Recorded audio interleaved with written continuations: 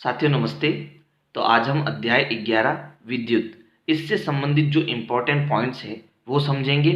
और पहले पॉइंट को समझने से पहले हम छोटे छोटे दो पॉइंट समझेंगे। उसमें पहला पॉइंट है आवेश और दूसरा पॉइंट है चालक पदार्थ। तो सबसे पहले हम समझते हैं कि ये आवेश क्या होता है। तो देखो, हम जानते हैं कि हमारे चारों तरफ अनेक पदार्थ हैं, है ना। जैसे लोहा, तांबा, सोना, चांदी, ऐसे बहुत सारे पदार्थ हमें देखने को मिल जाएंगे। अब ये जो पदार्थ होते हैं वो परमाणुओं से मिलकर बनते हैं। यानी परमाणु क्या है? पदार्थ की सबसे छोटी इकाई जिसे हम आंखों से नहीं देख सकते। अब ये परमाणु कैसे बना होता है वो हमें समझना है, यानी परमाणु की संरचना को समझना है। तो परमाणु जो होता है उसके बीचों बीच में क्या होता है? नाभिक होता है। और इस नाभिक में प्रोटॉन और न्यूट्रॉन होते हैं। और नाभिक के चारों तरफ, है ना, बाहर की तरफ इलेक्ट्रॉन जो है कक्ष में क्या करते हैं? चक्कर लगाते हैं। प्रत्येक पदार्थ में प्रोटॉन और इलेक्ट्रॉनों की संख्या अलग अलग होती है ना। और ये जो प्रोटॉन और इलेक्ट्रॉन है यही क्या होते हैं? आवेश होते हैं। यही क्या होते हैं? आवेश होते हैं। ठीक है। इलेक्ट्रॉन जो होता है उस पर ऋण आवेश होता है और प्रोटॉन जो है उस पर धन आवेश होता है। न्यूट्रॉन पर किसी प्रकार का आवेश नहीं होता है। तो अब ये जो आवेश है, इलेक्ट्रॉन पर ऋण आवेश, प्रोटॉन पर धन आवेश, ये होता कितना है ना। तो इसका जो मान है, यानी कि आवेश दो प्रकार के होते हैं, धनावेश और ऋणावेश। धनावेश हमारा प्रोटॉन हो गया और ऋणावेश हमारा इलेक्ट्रॉन हो गया। ठीक है। प्रोटॉन पर प्लस आवेश होता है, इलेक्ट्रॉन पर माइनस आवेश होता है। अब इनका मान कितना होता है? तो देखो, प्रोटॉन पर जो चार्ज होता है वो होता है 1.6 इंटू 10 की घात माइनस की 19 कूलाम, यानी 1.6 इंटू 10 की घात माइनस 19 कूलाम। और आगे प्लस आता है क्योंकि ये धनावेश है। और ऋणावेश भी सेम है, लेकिन आगे क्या आता है? माइनस, यानी माइनस 1.6 इंटू 10 की घात माइनस 19 कूलाम। तो पहला पॉइंट तो आपका क्लियर हो गया होगा कि आवेश क्या होता है ना। प्रत्येक पदार्थ में क्या होते हैं? आवेश होते हैं, क्योंकि प्रत्येक पदार्थ परमाणु से बना होता है और परमाणु में प्रोटॉन और इलेक्ट्रॉन दो प्रकार के आवेश होते हैं। ये आपको क्लियर हो गया। अब दूसरा पॉइंट जो हमने लिया, यहाँ पर लिया है चालक पदार्थ, है ना। अब चालक पदार्थ किसे कहते हैं? तो देखो, पदार्थ दो प्रकार के होते हैं, एक चालक और दूसरा कुचालक। हमने ये तो पढ़ लिया कि पदार्थ किससे बना होता है? परमाणु से। और परमाणु में इलेक्ट्रॉन और प्रोटॉन यानी कि आवेश होते हैं। लेकिन कुछ पदार्थ चालक भी होते हैं और कुछ पदार्थ कुचालक भी होते हैं। तो चालक पदार्थ किसे कहेंगे? ऐसे पदार्थ जो विद्युत धारा का चालन करते हैं, जिसमें विद्युत धारा बहती है। और कुचालक पदार्थ किसे कहेंगे? ऐसे पदार्थ जिसमें किसी प्रकार का विद्युत धारा का चालन नहीं होता है, उसे हम कुचालक पदार्थ कहेंगे। जैसे तांबे के तार में विद्युत का चालन होता है, इसलिए वो हमारा चालक है। और लकड़ी में विद्युत का चालन नहीं होता है, इसलिए वो हमारा कुचालक पदार्थ है। ठीक है। ये दोनों पॉइंट आपको समझ में आ गए। अब हम चलते हैं परिपथ पर। ठीक है। अब देखो, विद्युत धारा का चालन करने के लिए हम क्या बनाते हैं? परिपथ बनाते हैं। जैसे कक्षा 8 में आपके सर या मैडम ने जो है आपको परिपथ द्वारा बल्ब जलाना सिखाया होगा, है ना। और आपके घरों में आप रोजाना स्विच ऑन करके बल्ब जलाते हो, तो वो भी आपका क्या है? घर में परिपथ बने हुए हैं, बड़े बड़े परिपथ बने हुए हैं। फिलहाल हम छोटे से परिपथ को समझेंगे, परिपथ में क्या क्या होता है। तो देखो, यहाँ पर हमारा बल्ब है और बल्ब का जो एक सिरा है वो हमने इस चालक तार से जोड़ दिया, यानी तांबे के तार से जोड़ दिया है। दूसरा सिरा भी हमने तांबे के तार से जोड़ दिया है। एक सिरा जो है वो सेल के, किसके? सेल के प्लस सिरे से जुड़ा हुआ है। और दूसरा तार जो है वो इस स्विच से भी जुड़ा हुआ है और स्विच के साथ सेल के माइनस सिरे से भी जुड़ा हुआ है। अब स्विच को जब यहाँ हम ऑन करेंगे तो हमारा बल्ब जलेगा। क्यों जलेगा? क्योंकि जो ये तार है वो हमारा एक चालक तार है। इस चालक तार में विद्युत का चालन होगा, लेकिन कब होगा? जब हम स्विच को ऑन करेंगे तो यहाँ सेल से प्लस से माइनस की तरफ विद्युत धारा का चालन होगा। यहाँ पर जो ये एरो बनाया है इसका मतलब यहाँ से विद्युत जा रही है, यानी कहाँ से जा रही है? प्लस से जा रही है। और प्लस से जाती हुई कहाँ जा रही है भाई? माइनस की ओर जा रही है। तो विद्युत धारा का चालन जो है हमेशा प्लस से माइनस की तरफ होता है। ठीक है। अब इस पूरी प्रक्रिया में हम क्या कर रहे हैं? विद्युत धारा का चालन कर रहे हैं। तो अब ये विद्युत धारा बनी कैसे? ये विद्युत धारा उत्पन्न हुई कैसे? यही हमारा पहला पॉइंट है और इसी को हमें समझना है। तो देखो विद्युत धारा की परिभाषा है एकांक समय में किसी चालक तार से प्रवाहित आवेशों की मात्रा को ही हम विद्युत धारा कहते हैं। यानी कि जो हमने परिपथ के बारे में पढ़ा है, अब इसमें विद्युत धारा का चालन कब होगा, जब हमने स्विच ऑन किया तो यहाँ पर आवेश दौड़ने लगे, आवेश चलने लगे, और जब आवेश चलने लगते हैं उसी समय विद्युत धारा का चालन होता है। अब जैसे ही मैं ये स्विच बंद करूंगा तो आवेश चलना बंद हो जाएंगे, आवेशों का प्रवाह बंद हो जाएगा, और जैसे ही आवेशों का प्रवाह बंद होगा उसी समय हमारी विद्युत धारा उत्पन्न होना भी बंद हो जाएगी। ठीक है, तो यहाँ पर जो हमने ये चालक तार लिए हैं, इसमें हम जानते हैं कि ये एक पदार्थ है जो किससे बना है, परमाणु से, और परमाणु में क्या है, इलेक्ट्रॉन है। इलेक्ट्रॉन हमारा क्या हो गया, आवेश हो गया। अब इस इलेक्ट्रॉन में ये इलेक्ट्रॉन अगर एक जगह से दूसरी जगह पर जा रहे हैं, प्रवाहित हो रहे हैं, तब तो यहाँ विद्युत धारा का चालन होगा, नहीं तो विद्युत धारा का चालन नहीं होगा। अब यहाँ बात आती है कि ये जो इलेक्ट्रॉन है वो एक जगह से दूसरी जगह किसके कारण जा रहे हैं, तो वो जा रहे हैं सेल के कारण। इसको हम बाद में पढ़ेंगे, ये सेल ऐसा क्यों करता है, इसको हम विभवांतर बोलते हैं, विभवांतर के कारण ऐसा होता है। लेकिन अभी केवल हम इतना समझते हैं कि विद्युत धारा है ना किसे कहते हैं। तो विद्युत धारा की परिभाषा क्या हो गई, विद्युत धारा को हम I से लिखेंगे। तो विद्युत धारा कैसे उत्पन्न हुई, एकांक समय में प्रवाहित आवेशों की मात्रा को हम विद्युत धारा कहते हैं। जब एकांक समय वर्ड यूज करते हैं तो समय को हम कहाँ लिखेंगे, बट्टे के नीचे लिखेंगे, और आवेशों की मात्रा को हम बट्टे के ऊपर लिखेंगे। तो देखो ये हमारा परिभाषा से ही सूत्र बना है। देखो एकांक समय में प्रवाहित आवेशों की मात्रा को हम विद्युत धारा कहते हैं। और विद्युत धारा का मात्रक क्या होता है, तो देखो इसका मात्रक निकालेंगे। ये हमारा क्या हो गया, आवेश। आवेश अभी हमने इलेक्ट्रॉन के बारे में पढ़ा था। इलेक्ट्रॉन का आवेश कितना होता है, तो इलेक्ट्रॉन का आवेश होता है 1.6 × 10⁻⁻19 कूलाम। सी मतलब कूलाम, यानी आवेश का मात्रक क्या होता है, कूलाम होता है। तो यहाँ आवेश का मात्रक, क्यू का मात्रक क्या आ गया, कूलाम आ गया, कूलाम। ठीक है, यानी कि सी। और समय हमारा किस में होता है, सेकंड में होता है, और सेकंड को हम एस से लिखते हैं। तो यहाँ पर विद्युत धारा का जो मात्रक हो गया वो हो गया कूलाम, बट्टे को बोलते हैं प्रति, और ये हो गया सेकंड। विद्युत धारा का मात्रक क्या हो गया, कूलाम प्रति सेकंड। और विद्युत धारा का जो एसआई मात्रक होता है ना, उसे हम कहते हैं एम्पियर, जिसे हम ए से लिखते हैं। क्या लिखते हैं, एम्पियर, है ना।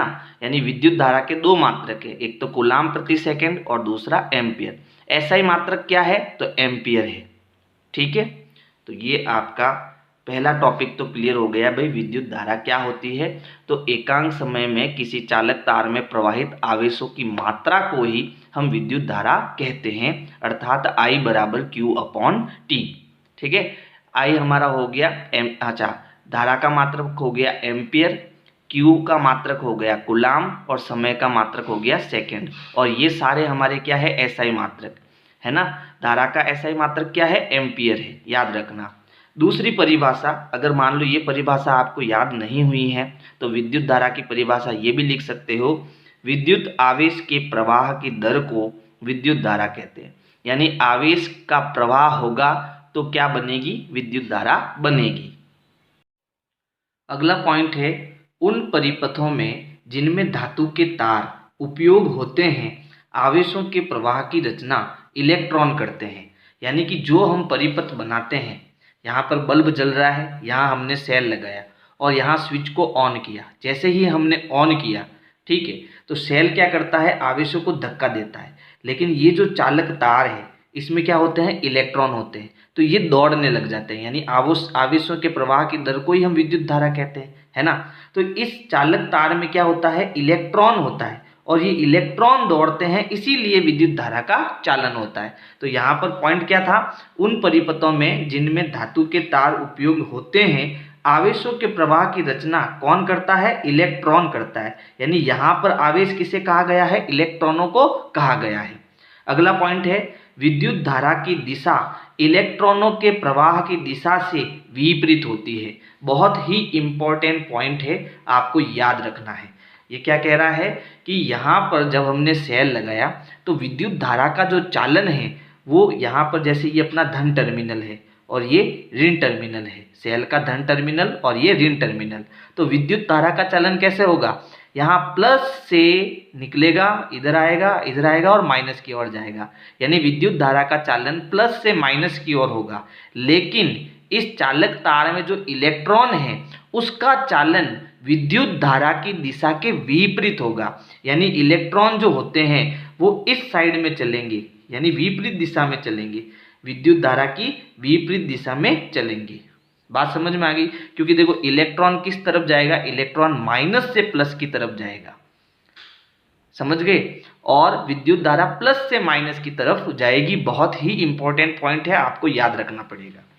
फिर देखो 1 एम्पियर की परिभाषा क्या होगी, तो किसी चालक तार के किसी भी अनुप्रस्थ काट से 1 सेकंड में 1 कूलाम आवेश प्रवाहित होते हैं तो 1 एम्पियर विद्युत धारा की रचना करते हैं। तो यहाँ पर देखो हमने परिभाषा क्या पढ़ी है कि विद्युत धारा हम किसे कहते हैं, तो विद्युत धारा होती है कि एकांक समय में प्रवाहित होने वाले आवेशों की मात्रा को हम विद्युत धारा कहते हैं।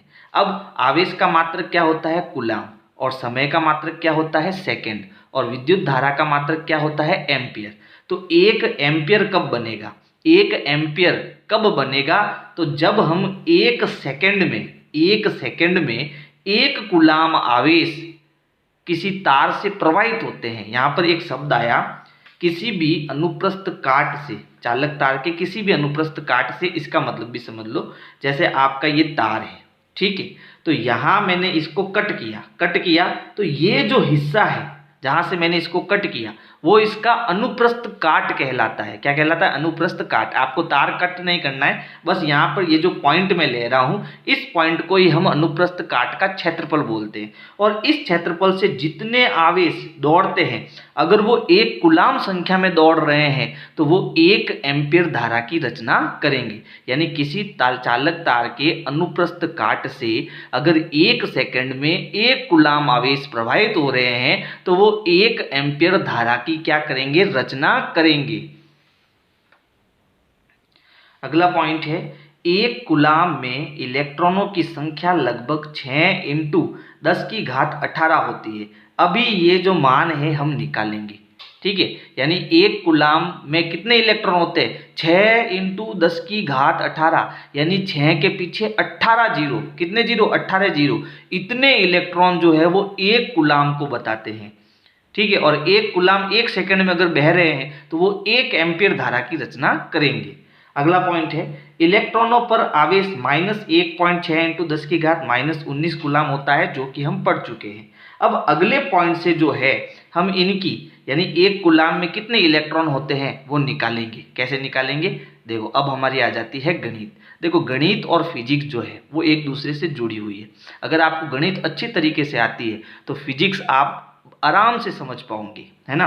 तो जो नेक्स्ट पॉइंट है वो है, प्रकृति में आवेश इलेक्ट्रॉनों के आवेश के पूर्ण गुणज के रूप में होता है, अर्थात Q = Ne। यानी कि प्रकृति में जो आवेश होते हैं, है ना, जो आवेश होते हैं वो इलेक्ट्रॉन के पूर्ण गुणज के रूप में होते हैं, यानी N × E। जैसे N की जगह यहाँ पर 1 2 3 4, यानी इलेक्ट्रॉनों की संख्या जो होती है वो पूर्ण गुणज के रूप में होती है, ठीक है। N की जगह आप 1 2 3 4 5 6 कुछ भी ला सकते हो। अभी हमने देखा था कि भाई 1 कूलाम में कितने इलेक्ट्रॉन होते हैं, तो अब यहाँ हम इलेक्ट्रॉनों की संख्या ज्ञात कर सकते हैं। भाई ये N क्या है, इलेक्ट्रॉनों की संख्या है। तो इस फॉर्मूले की सहायता से हम 1 कूलाम में कितने इलेक्ट्रॉन होते हैं वो ज्ञात कर सकते हैं। कैसे ज्ञात करेंगे, तो देखो हमें क्या ज्ञात करना है, हमें N ज्ञात करना है। समीकरण क्या है, Q = N × E, यही है। इन दोनों के बीच कोई निशान नहीं है, मतलब गुणे का निशान है ना। अब हमें क्या ज्ञात करना है, हमें नंबर ऑफ इलेक्ट्रॉन ज्ञात करने हैं। क्या ज्ञात करना है, नंबर ऑफ इलेक्ट्रॉन। तो हम क्या करेंगे, ये जो इलेक्ट्रॉन है इसको बराबर के इस साइड में भेजेंगे, और ये किस में है, गुणे में। तो ये इधर आएगा तो किस में आएगा, भाग में। तो देखो Q अपनी जगह पर है, ये इधर आया तो भाग का मतलब होता है बट्टा, तो इलेक्ट्रॉन आ गया नीचे, यानी बट्टे में आ गया, बराबर। यहाँ हमारा क्या आ जाएगा, N। यानी कि अब एक कूलाम आवेश में कितने इलेक्ट्रॉन होते हैं वो हमें ज्ञात करना है। और यहाँ पर Q में क्या ले रहा हूँ, 1 कूलाम ले रहा हूँ, ठीक है। तो Q की जगह हम 1 कूलाम लिख देते हैं। और इलेक्ट्रॉन पर आवेश कितना होता है? 1.6 इंटू 10 की घात माइनस के 19 होता है कूलाम। तो कूलाम से कूलाम तो आपका क्या हो गया? कट हो गया। ठीक है, अब हमें इसको सॉल्व करना है। तो देखो 10 की घात माइनस 19 को ऊपर भेजेंगे तो ये 10 की घात प्लस 19 हो जाएगा। ये घातांक नियम हमने कक्षा 8वीं में सीखे थे, तो ऐसा होता है ना। तो यहाँ पर ये 1 है, इसके साथ ये गुणे में आएगा, तो 1 का कोई मतलब है नहीं, 1 को हम हटा देते हैं, इसको ऊपर भेज देते हैं। तो ये हो गया 10 की घात प्लस का 19 और बट्टे में नीचे कितना है? 1.6 और यहाँ पर क्या आ गया? n, है ना। अब हम क्या करेंगे? यहाँ से पॉइंट हटाएंगे, तो पॉइंट हटाएंगे तो ऊपर क्या आएगा? 10 आएगा, है ना। तो यहाँ से मैंने पॉइंट हटाया तो ऊपर 10 आ गया, तो 10 इंटू 10 की घात 19 बट्टा 16। अब मैं क्या करूँगा? यहाँ से एक जीरो इसके साथ ले लूँगा, यानी कि यहाँ से मैं 10 निकाल के 10 से गुणा कर लूँगा, तो 10 इंटू 10 कितना हो जाएगा? 100। तो ये हो गया आपका 100 इंटू, क्योंकि यहाँ से 10 निकाल दिया, एक जीरो निकाल दिया, तो यहाँ बचा 10 की घात 18, है ना। और बट्टे में यहाँ 16 है। अब 100 में हम 16 का भाग देंगे तो भाग जाएगा 6.25 बार। ठीक है, तो यहाँ पर हमारा n का मान कितना आ गया? 6.25 इंटू 10 की घात 18, यानी कि एक कूलाम में जो इलेक्ट्रॉनों की संख्या है वो है 6.25 इंटू 10 की घात 18। और यहाँ हमारे किताब में कितनी दी हुई है? लगभग 6 इंटू 10 की घात 18। अगला पॉइंट है, अल्प परिमाण की धारा के लिए निम्न संबंध याद रखें। यानी देखो हमने 1 एम्पियर की परिभाषा पढ़ी, तो 1 एम्पियर जो है वो अच्छी धारा मानी जाती है। लेकिन मान लो हमने बहुत छोटे छोटे परिपथ बनाए हैं, तो उसके लिए हमें धारा भी बहुत कम चाहिए, तो उसको हम मापेंगे। तो उसके लिए मापन के जो यहाँ पर 2 पॉइंट दिए हैं वो आपको याद रखने हैं। पहले पॉइंट में 1 मिली एम्पियर की परिभाषा है। तो 1 मिली एम्पियर किसे कहते हैं? तो 1 मिली एम्पियर जो है वो 10 की घात -3 एम्पियर के बराबर होता है। और दूसरा पॉइंट है 1 माइक्रो एम्पियर, इसको माइक्रो बोलेंगे। तो 1 माइक्रो एम्पियर जो होता है वो 10 की घात -6 एम्पियर के बराबर होता है। और ये अल्प परिमाण की धारा वाले संबंध है। ठीक है, अगला पॉइंट है विद्युत विभव और विभवांतर। तो इसको समझो, वह क्या है जो विद्युत आवेश को प्रवाहित करता है? तो उत्तर है विभवांतर। यानी कि यहाँ पर जो हमने परिपथ बनाया है, तो इस परिपथ में ऐसा क्या है कि इलेक्ट्रॉन दौड़ रहे हैं। तो इलेक्ट्रॉन दौड़ने का कारण है ये हमारा सेल। कौन है? सेल। ये सेल जो है यहाँ पर विभवांतर उत्पन्न कर रहा है, इसी वजह से यहाँ आवेश क्या कर रहे हैं? दौड़ रहे हैं। अब इसको आगे और समझते हैं। जिस प्रकार दाबांतर के कारण जल का प्रवाह होता है, उसी प्रकार विभवांतर के कारण धारा का प्रवाह होता है ना। देखो अगर मैं आपको कहूँ कि भाई जल का प्रवाह कब होगा, तो आप कहोगे कि सर अगर ये हमारा घर है, ठीक है, और इसके ऊपर हम पानी की टंकी रख देते हैं, ठीक है, और यहाँ नीचे की तरफ हम नल लगा देते हैं, तब यहाँ से पानी जो है, नल को अपन चालू करेंगे तो यहाँ से पानी का प्रवाह होने लग जाएगा, जल का प्रवाह होने लग जाएगा। तो हमने यहाँ क्या किया? हमने यहाँ पानी के लिए दाबांतर की रचना की, यानी दाब बढ़ा दिया। जैसे ही दाब बढ़ा तो ऊपर से दाब लगने के कारण पानी नीचे चला गया, है ना। अगर पानी की टंकी यहाँ होती, ठीक है, और इसमें फुल पानी भरा है और मैं नल ऊपर ही लगा देता और इसको चालू करता, ठीक है, यानी कि पानी और नल दोनों बराबर स्थिति में लगाए हुए हैं, तो क्या पानी बाहर आता? नहीं आता, क्योंकि यहाँ पर किसी प्रकार का दाबांतर नहीं है। बस इसी कॉन्सेप्ट का प्रयोग यहाँ पर भी है, ठीक है। तो ये सेल क्या करता है? सेल यहाँ विभवांतर बनाता है। तो विभवांतर के कारण जो है इलेक्ट्रॉन दौड़ते हैं, ठीक है। इसको और हम समझते हैं। तो देखो यहाँ पर मैंने 2 अलग अलग परिभाषा ली है। किसी चालक के अनुदिश वैद्युत दाब में कोई अंतर विभवांतर कहलाता है। यानी कि किसी भी चालक तार में अगर हम वैद्युत दाब बना लेते हैं तो उसका जो अंतर होता है उसी को विभवांतर कहते हैं। एक परिभाषा और पढ़ते हैं। किन्हीं 2 बिंदुओं के विद्युत विभवों के अंतर को विभवांतर कहते हैं, ठीक है। ये इसकी दूसरी परिभाषा होती है। इसको अब हम गणित के रूप में समझेंगे, है ना। ये तो पता चल गया कि भाई यहाँ जैसे पानी का प्रवाह करना है, जल की धारा का प्रवाह करना है, तो उसके लिए दाबांतर जरूरी है।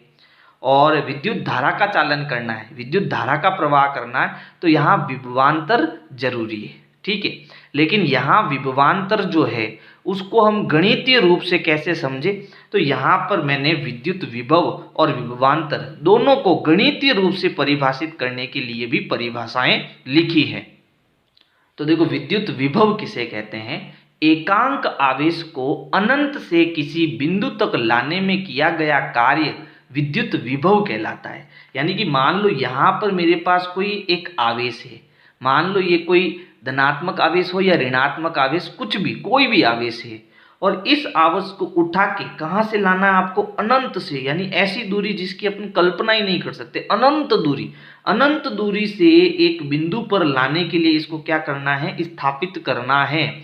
ठीक है, तो इसके लिए हमें क्या करना पड़ेगा? कार्य करना पड़ेगा। ऐसे तो अपनी मर्जी से ये आएगा नहीं, तो इसको उठा के यहाँ से यहाँ तक लाने के लिए कुछ कार्य करना पड़ेगा। इसी को हम क्या कहते हैं? विभव कहते हैं। सीधी सी बात है, यहाँ पर मान लो मेरे पास एक गेंद पड़ी है और मुझे इस डब्बे में इसको डालना है। ठीक है, तो मैं क्या करूँगा? कार्य करूँगा। कार्य क्या करूँगा कि भाई इसको उठा के यहाँ से यहाँ रख दूंगा। बात समझ में आ गई? तो यहाँ एक एकांक आवेश है और इसको अनंत से इस बिंदु पर लाकर स्थापित करना है, तो इसके लिए मुझे कुछ कार्य करना पड़ेगा। इसी को हम क्या कहते हैं? विभव कहते हैं। क्या कहते हैं? विभव कहते हैं। अब परिभाषा से ही हम सूत्र बनाएंगे। ठीक है, विभव को हम V से लिखते हैं, यानी वोल्ट। ठीक है, तो V बराबर हमने क्या किया? एकांक आवेश को, और मैंने कहा भाई एकांक शब्द जब आता है तो आवेश को हम क्या लिखते हैं? Q से लिखते हैं, तो Q हमारा नीचे आएगा। तो एकांक आवेश को अनंत से किसी बिंदु तक लाने के लिए किया गया कार्य के लिए क्या आता है? W आता है, वर्क। ठीक है, किया गया कार्य क्या कहलाता है? विभव कहलाता है। तो ये आपके विभव की परिभाषा हमने गणितीय रूप में स्थापित कर दी। ठीक है, आगे ये चीज बहुत काम आने वाली है, इसलिए अगला पॉइंट समझना। अब विद्युत विभव आपको समझ में आ गया। अब विभवांतर क्या होता है पहले मैं आपको समझा देता हूं। यहाँ पर जो आवेश है हम इसको कहाँ से ला रहे थे? अनंत से ला रहे थे, लेकिन हम परिपथ में क्या करते हैं? अनंत से नहीं लाते हैं, है ना, अनंत से नहीं लाते हैं। ये आपका एक सिरा हो गया और ये आपका दूसरा सिरा हो गया। तो इस सिरे से इस सिरे के बीच में मुझे क्या उत्पन्न करना है? विभवांतर उत्पन्न करना है। तो ये पहला बिंदु हो गया और ये दूसरा बिंदु हो गया।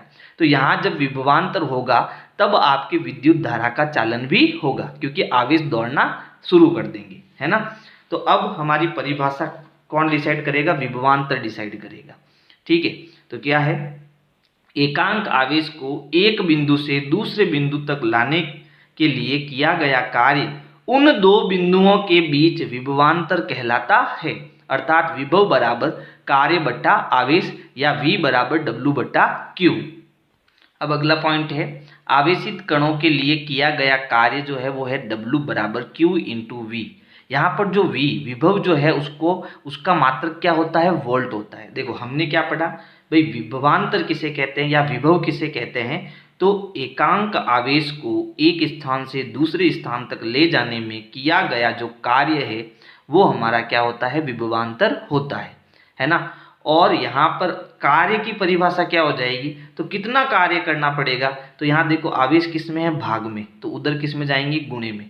तो यहाँ हो जाएगा V इंटू Q, है ना। तो किया गया कार्य जो है वो वोल्ट और आवेश के गुणनफल के क्या होता है? बराबर होता है। और जो ये विभव और विभवांतर है, विभव या विभवांतर, ठीक है, इसका मात्रक क्या होता है? तो इनका मात्रक जो है वो होता है वोल्ट। ये आपको याद रखना है, मात्रक तो सबके याद रखने हैं। देखो कार्य का मात्रक क्या होता है? जूल होता है। कार्य का मात्रक क्या होता है? जूल होता है। और क्यू का मात्रक, आवेश का मात्रक क्या होता है? कूलाम होता है। ठीक है, तो इस प्रकार से अगर वोल्ट का और कोई दूसरा मात्रक पूछे तो वो हो जाएगा जूल प्रति कूलाम, जूल प्रति कूलाम। ठीक है, ये आवेश आपके विभव का दूसरा मात्रक हो जाएगा, है ना। ऐसा ही मात्रक क्या है? वोल्ट है।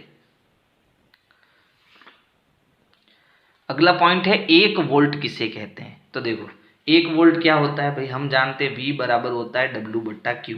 ठीक है, तो 1 वोल्ट की परिभाषा क्या होगी कि अगर मैं 1 कूलाम आवेश को 1 कूलाम 1 कूलाम आवेश के लिए 1 जूल का कार्य करता हूं, ठीक है, तो मुझे कितना वोल्ट मिलेगा, 1 वोल्ट मिलेगा। तो 1 वोल्ट की ये क्या हो जाएगी, परिभाषा हो जाएगी।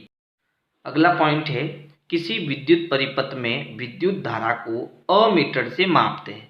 तो देखो ये अमीटर जो है वो एक मशीन होती है। जैसे ये हमारा एक विद्युत परिपथ है और इसमें मुझे ये चेक करना है कि इस विद्युत परिपथ में कितने एम्पियर की विद्युत धारा प्रवाहित हो रही है, तो इसको चेक करते हैं हम अमीटर से। अमीटर एक मशीन है जो विद्युत धारा का मापन करती है। धारा मापन के लिए अमीटर को परिपथ के श्रेणी क्रम में लगाते हैं, यानी किसी भी मैकेनिक को या फिर आपको इस परिपथ के अंदर कितनी विद्युत धारा बह रही है ये चेक करना हो तो इस अमीटर को विद्युत धारा के श्रेणी क्रम में लगाते हैं। श्रेणी क्रम में यानी कि जहां जहां परिपथ के चालक तार जुड़े हुए हैं उसी क्रम में जो है आपको अमीटर को जोड़ना पड़ेगा। समझ में आ गया। फिर देखो अगला पॉइंट है, किसी विद्युत परिपथ में विभवांतर का मापन वोल्ट मीटर से करते हैं, यानी कि अब इस परिपथ में कितने वोल्ट की धारा बह रही है उसको चेक करना है, विभवांतर चेक करना है। तो उसके लिए हम क्या करते हैं, वोल्ट मीटर की मशीन लगाते हैं। ये वोल्ट मीटर की मशीन है, ठीक है, जिसे परिपथ के समांतर क्रम में जोड़ा जाता है। अब यहाँ पर मान लो एक मैंने यहाँ तार लिया है, इस तार पर कितना विभव है ये मुझे चेक करना है, कितना विभवांतर है। तो इसके श्रेणी क्रम में समांतर क्रम में मैंने इसको जोड़ा, ठीक है। यहाँ देखो अमीटर को मैंने श्रेणी क्रम में जोड़ा, यानी जैसे परिपथ बना हुआ है प्लस और माइनस का क्रम उसी क्रम में जोड़ा है, तार के क्रम में जोड़ा है, लेकिन ये अलग से आपको समांतर क्रम में जोड़ना पड़ता है, ठीक है। तो इस प्रकार से हम विभवांतर को ज्ञात कर सकते हैं। अगला पॉइंट है, आदर्श वोल्ट मीटर का प्रतिरोध अनंत होता है। अब इस पॉइंट को जो है मैं आपको आगे समझाऊंगा, क्योंकि यहाँ एक नया शब्द आ गया है प्रतिरोध। तो यह प्रतिरोध क्या होता है इसको हम आगे समझेंगे। तो देखो अभी तक हमने 2 चीजें पढ़ ली है। एक तो विद्युत धारा। विद्युत धारा क्या होती है, एकांक समय में प्रवाहित होने वाले आवेशों की मात्रा को हम विद्युत धारा कहते हैं। और दूसरी चीज हमने पढ़ ली है विभवांतर। तो विभवांतर क्या होता है, एकांक आवेश को एक स्थान से दूसरे स्थान तक ले जाने के लिए किया गया कार्य जो होता है वो हमारा क्या होता है, विभवांतर होता है। अब किसी भी परिपथ में विद्युत धारा को अगर आपको मापना है तो उसके लिए हम किसका प्रयोग करते हैं, अमीटर का प्रयोग करते हैं। और अमीटर को हम किस क्रम में लगाते हैं, श्रेणी क्रम में लगाते हैं। और श्रेणी क्रम में लगाकर हम उस परिपथ में कितनी धारा बह रही है वो मान ज्ञात कर सकते हैं। और विभवांतर अगर आपको ज्ञात करना हो किन्हीं भी तार के सिरों के मध्य, तो उसको हम वोल्ट मीटर से ज्ञात करते हैं। किससे ज्ञात करते हैं, वोल्ट मीटर से ज्ञात करते हैं। और इसके लिए वोल्ट मीटर को कहाँ लगाते हैं, जहां आपको वोल्ट ज्ञात करना हो उसके समांतर क्रम में जो है वोल्ट मीटर को जोड़कर हम विभवांतर का पता लगाते हैं। तो यहाँ तक हमने ये चीजें पढ़ ली है। अब अगला जो पॉइंट है वो है विद्युत परिपथ आरेख तथा परिपथ के अवयव। तो देखो परीक्षा में आपको इसके बारे में भी पूछा जा सकता है, जैसे यहाँ पर विद्युत सेल। तो देखो किसी भी परिपथ में आपको विद्युत सेल बनाना हो तो ये इस प्रकार से बनाते हैं। फिर दूसरे नंबर पर है बैटरी। देखो 2 या 2 से अधिक अगर हम सेल जोड़ते हैं तो वो हमारी बैटरी बन जाती है। जैसे देखो सेल के बारे में तो आप जानते ही हो, ये आपका क्या हो गया, सेल हो गया, ठीक है। तो अगर आप इसकी जगह एक और सेल लगा देते हो, एक और सेल लगा देते हो इस क्रम में, तो आपकी ये क्या बन जाती है, बैटरी। और इसका चित्र में हमें कैसे इसका प्रतीक बनाना है, तो देखो ये प्लस और ये माइनस, ये एक सेल हो गया, इसके साथ प्लस और माइनस एक और सेल जोड़ दो, फिर एक और सेल जोड़ दो। तो 2 या 2 से अधिक सेलों का जो संयोजन करते हैं तो वो क्या बन जाती है, बैटरी बन जाती है। अब खुला स्विच क्या होता है, तो देखो यहाँ पर जो ये कोष्टक बनाया है इसके अंदर मैंने पॉइंट नहीं बनाया है, तो ये हमारा क्या हो गया, खुला स्विच। और बंद स्विच कब होगा, जब इसके अंदर मैं पॉइंट बना लूंगा तो ये हमारा बंद स्विच हो जाएगा। तार संधि क्या होती है, जैसे मान लो ये मैंने एक तार जोड़ा, फिर ये दूसरा तार जोड़ा और इसके नीचे एक तार और जोड़ दिया, तो इसको हम तार की संधि कहते हैं, जोड़ना, तारों को जोड़ना, ठीक है। फिर है विद्युत बल्ब। तो देखो विद्युत बल्ब का इस प्रकार का निशान होता है, ये विद्युत बल्ब होता है। फिर प्रतिरोध, ये अभी आया नहीं है, है ना। ये क्या होता है हम आगे समझेंगे, लेकिन अगर किसी परिपथ में हमें प्रतिरोध को बताना हो तो प्रतिरोध इस प्रकार से होता है। होता क्या है ये बाद में बताऊंगा। फिर उसके बाद है अमीटर। तो किसी भी परिपथ में अगर आप अमीटर लगाते हो तो उसका निशान ये है, ये प्लस और ये माइनस। फिर वोल्ट मीटर, वोल्ट मीटर में यहाँ V आएगा और यहाँ प्लस और यहाँ माइनस। फिर है तार क्रॉसिंग। जैसे मान लो ये आपका चालक तार है और इसके ऊपर मुझे एक और तार लगाना है, लेकिन वो इससे संधि नहीं है, इससे उसके साथ क्या है संधि नहीं है, उसको अलग से लगाना है। तो वो तार इस प्रकार से यूं निकल जाएगा, तो इसको हम क्या कहेंगे, तार क्रॉसिंग कहेंगे। तो ये होते हैं आपके विद्युत परिपथ आरेख तथा विद्युत परिपथ के अवयव। अगला पॉइंट है हमारा ओम का नियम, जो कि बहुत इंपॉर्टेंट है। अब ये ओम का नियम क्या होता है, एक विद्युत परिपथ में धातु के तार के दो सिरों के बीच विभवांतर उसमें प्रवाहित होने वाली विद्युत धारा के समानुपाती होता है। अब इसको समझना, जैसे ये हमारा क्या है विद्युत परिपथ है, ठीक है, और यहाँ मैंने एक तार लगाया है, तो ये क्या है चालक तार। तो यहाँ चालक तार का पॉइंट हमारा x हो गया और ये पॉइंट हमारा y हो गया। और इस चालक तार के दोनों सिरों पर जो विभवांतर उत्पन्न हो रहा है ना, इसको हम किससे मापेंगे, वोल्ट मीटर से मापेंगे, ये तो आपको पता ही है ना। तो यहाँ पर ये जो विभवांतर उत्पन्न हो रहा है और इस परिपथ में जो धारा प्रवाहित हो रही है उसके समानुपाती होता है, यानी V समानुपाती I। वापस परिभाषा को समझो, एक विद्युत परिपथ में धारा के तार के दो सिरों के बीच का विभवांतर जो है उसमें प्रवाहित होने वाली विद्युत धारा के समानुपाती होता है, V समानुपाती I। अब ये आया कैसे, तो ये आया प्रयोगों द्वारा, ठीक है। तो पहले मैं आपको प्रयोग समझा देता हूं। तो देखो यहाँ पीछे की तरफ मैंने परिपथ बनाया है, ठीक है। यहाँ इस प्रयोग से हम जो है V समानुपाती I वाला नियम निकाल सकते हैं। कैसे निकाला, तो देखो यहाँ पर एक बैटरी है जिसमें 4 सेल है, 1 2 3 और 4, ठीक है। तो हमें क्या करना है, पहले ये एक सेल लेना है, और एक सेल जो होता है छोटा वाला वो कितना वोल्ट का होता है, 1.5 वोल्ट का होता है ना। तो मैं पहले क्या ले रहा हूँ, एक सेल ले रहा हूँ। तो एक सेल के कारण क्या करेगी, विद्युत धारा बहेगी, ठीक है। तो हम क्या करेंगे, यहाँ पर एक नाइक्रोम का तार ले रहे हैं। क्या कर रहे हैं, नाइक्रोम का तार ले रहे हैं, और इसके दो बिंदु है x और y। इन दोनों बिंदु यानी इन दोनों सिरों पर हमने एक वोल्ट मीटर लगाया है, ठीक है। और धारा मापने के लिए यहाँ पर मैंने एक अमीटर लगाया है। अमीटर हमेशा परिपथ के श्रेणी क्रम में होता है, और वोल्ट मीटर जहाँ दो सिरों पर हमें विभवांतर ज्ञात करना है उसके समांतर क्रम में लगाते हैं। तो यहाँ पर मैंने V को समांतर क्रम में लगाया है और A को यानी अमीटर को श्रेणी क्रम में लगाया है, ताकि मैं विभवांतर और धारा दोनों का मापन कर सकूं। ये दोनों मशीनें हैं, इसमें कुछ अंक दिखाई देंगे, उससे जो है हमें वोल्ट यानी कि विभवांतर और धारा यानी कि एम्पियर दोनों का पता चल जाएगा। तो जब मैं एक सेल लेता हूँ, ठीक है, तो इस तार पर कुछ वोल्ट आता है, ठीक है, और इस अमीटर से हम जो धारा बह रही है उसकी रीडिंग ले लेते हैं, उसका मान ले लेते हैं। यहाँ दोनों जगह कुछ मान आते हैं, अंक आते हैं, ठीक है। फिर दो सेल लेता हूँ, तो दो सेल लेने पर यहाँ विभवांतर और धारा यानी कि एम्पियर इसका कुछ ना कुछ मान आता है, वो उसकी रीडिंग नोट कर लेता हूँ। फिर तीन सेल लेता हूँ तो कुछ विभवांतर का कुछ अलग मान आता है, और यहाँ पर अमीटर से जो है धारा का भी कुछ अलग मान आता है, उसको भी मैं लिख लेता हूँ। फिर अगर मैं 4 सेल लेता हूँ, ये सब हम प्रयोग कर रहे हैं, है ना। अगर आपके विद्यालय में प्रयोगशाला बनी हुई है तो आपके सर ने आपको ये बताया होगा, और नहीं बनी हुई तो आप ऐसे ही समझ लो इसको। अगर 4 सेल लेता हूँ तो वोल्ट मीटर में कुछ अंक आता है और अमीटर में भी कुछ अंक आता है, जिसको हम नोट कर लेते हैं।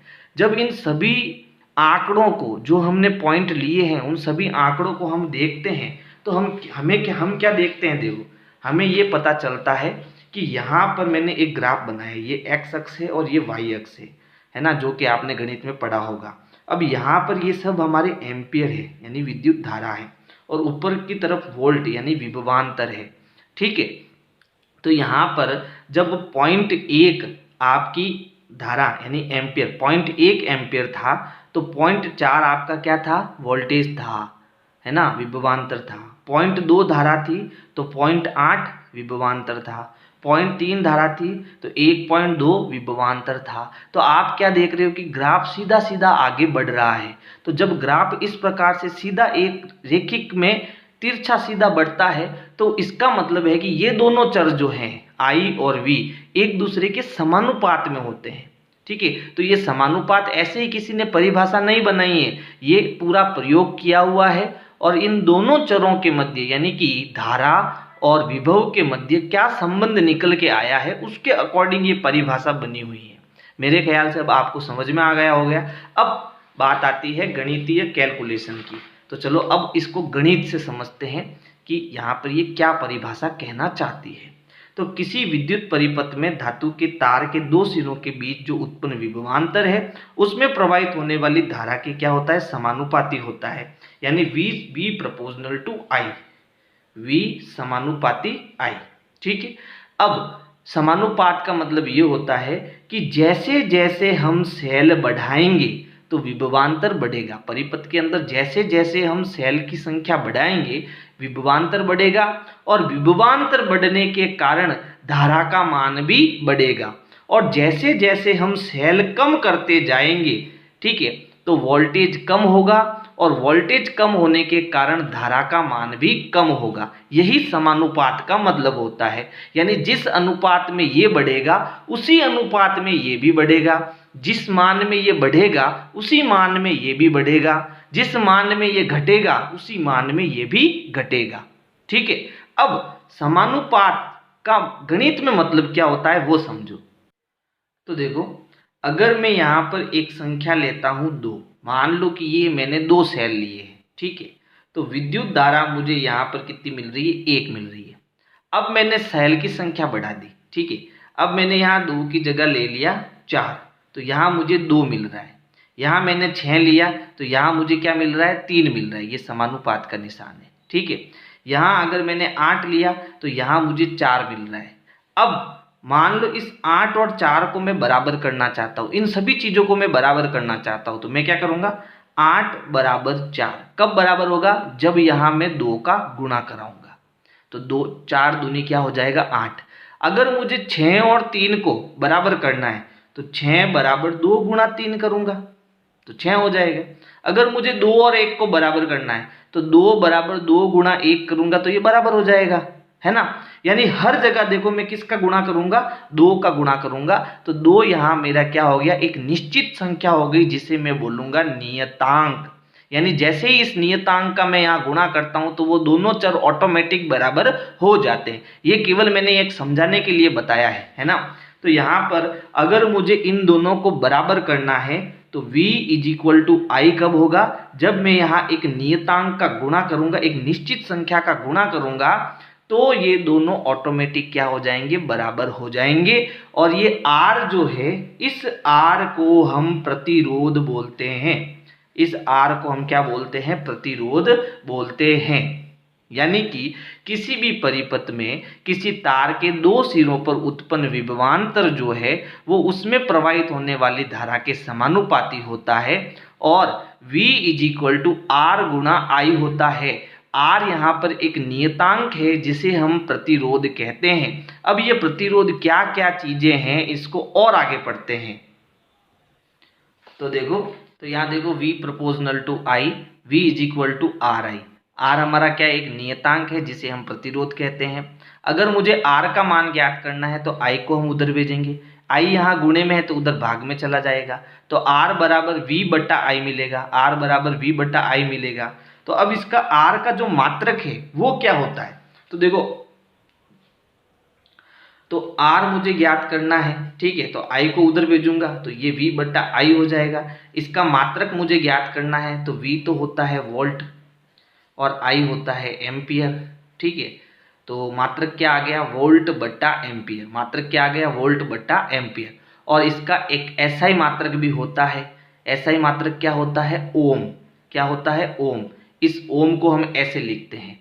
तो SI मात्रक तो हो गया ओम और दूसरा एक मात्रक क्या हो गया, वोल्ट प्रति एम्पियर। ठीक है, तो ये सारी चीजें आपको याद रखनी है। तो ये सारा प्रयोग मैं आपको बता चुका हूं।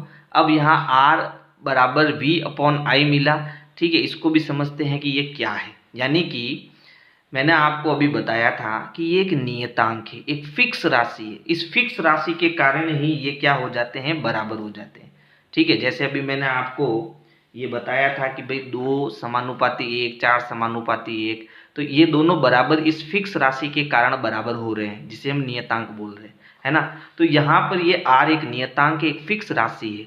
ठीक है, तो ये फिक्स राशि कैसे मिलेगी, v/i करके। यानी कि यहाँ पर जो हमने परिपथ बनाया है, ठीक है, और यहाँ पर जब जितना विभवांतर आता है और उसमें हमने जितनी धारा हमें मिलती है, तो वोल्ट बट्टा आई, यानी कि धारा का विभव का मान और धारा के मान में जब हम भाग देते हैं, तो हर कंडीशन में, है ना, चाहे 1 सेल लो, 2 सेल लो, 3 सेल लो, 4 सेल लो, चाहे कितने भी सेल लो, इस प्रतिरोध में आर का जो मान है, यानी प्रतिरोध का जो मान है, वो हमेशा फिक्स आता है। यानी V में I का भाग दोगे तो एक निश्चित मान मिलेगा, उसी को हम प्रतिरोध कहते हैं। और इसी के कारण ये V और I जो है वो बराबर हो रहे हैं। ठीक है, यानी ये समीकरण आपका हर बार संतुलित होगा। समझ गए। अब इसमें अगला पॉइंट देखो, अगला पॉइंट है चालक का यह गुण, यानी कि प्रतिरोध वाला जो गुण है, अपने में प्रवाहित होने वाले आवेश के प्रवाह का विरोध करता है। अब ये भी इंपॉर्टेंट है, इसको भी समझो। ठीक है, ये प्रतिरोध क्या चीज होती है, जैसे हमने तार के बारे में पढ़ा है, तांबे के तार के बारे में। ठीक है, जैसे ये मान लो तार है। अब इसमें क्या होते हैं, इलेक्ट्रॉन होते हैं, और इलेक्ट्रॉन को जब हम विभवांतर देते हैं, ठीक है, तो ये दौड़ना चालू हो जाते हैं, इलेक्ट्रॉन दौड़ना चालू हो जाते हैं। अब अगर इस तार को मैं जूम करूं, ठीक है, बहुत ज़्यादा जूम किया मैंने, इतना बड़ा जूम कर दिया, जैसे फ़ोन में फ़ोटो को जूम करते ना वैसे। अब मान लो यहाँ पर ये इलेक्ट्रॉन है, ठीक है, तो ये दौड़ेगा, क्या करेगा, दौड़ेगा। लेकिन यहाँ पर जो ये तार होता है, यहाँ पर ये इतना इलेक्ट्रॉन जो होता है उसके पास इतनी जगह नहीं होती है कि उसको जाने के लिए आसानी से रास्ता मिल जाए। ठीक है, इनके बीच में बहुत सारी कठिनाइयाँ होती है। ठीक है, उन कठिनाइयों से गुजर कर इस इलेक्ट्रॉन को जाना पड़ता है। और ये जो कठिनाइयाँ होती है, इसी को हम क्या कहते हैं, प्रतिरोध कहते हैं। और हर पदार्थ का प्रतिरोध अलग अलग होता है। जैसे तांबे के तार का प्रतिरोध अलग होगा, चांदी के तार का प्रतिरोध अलग होगा, सोने के तार का प्रतिरोध अलग होगा, एल्यूमिनियम के तार का प्रतिरोध अलग होगा। ठीक है, तो हर पदार्थ की प्रकृति अलग अलग होती है।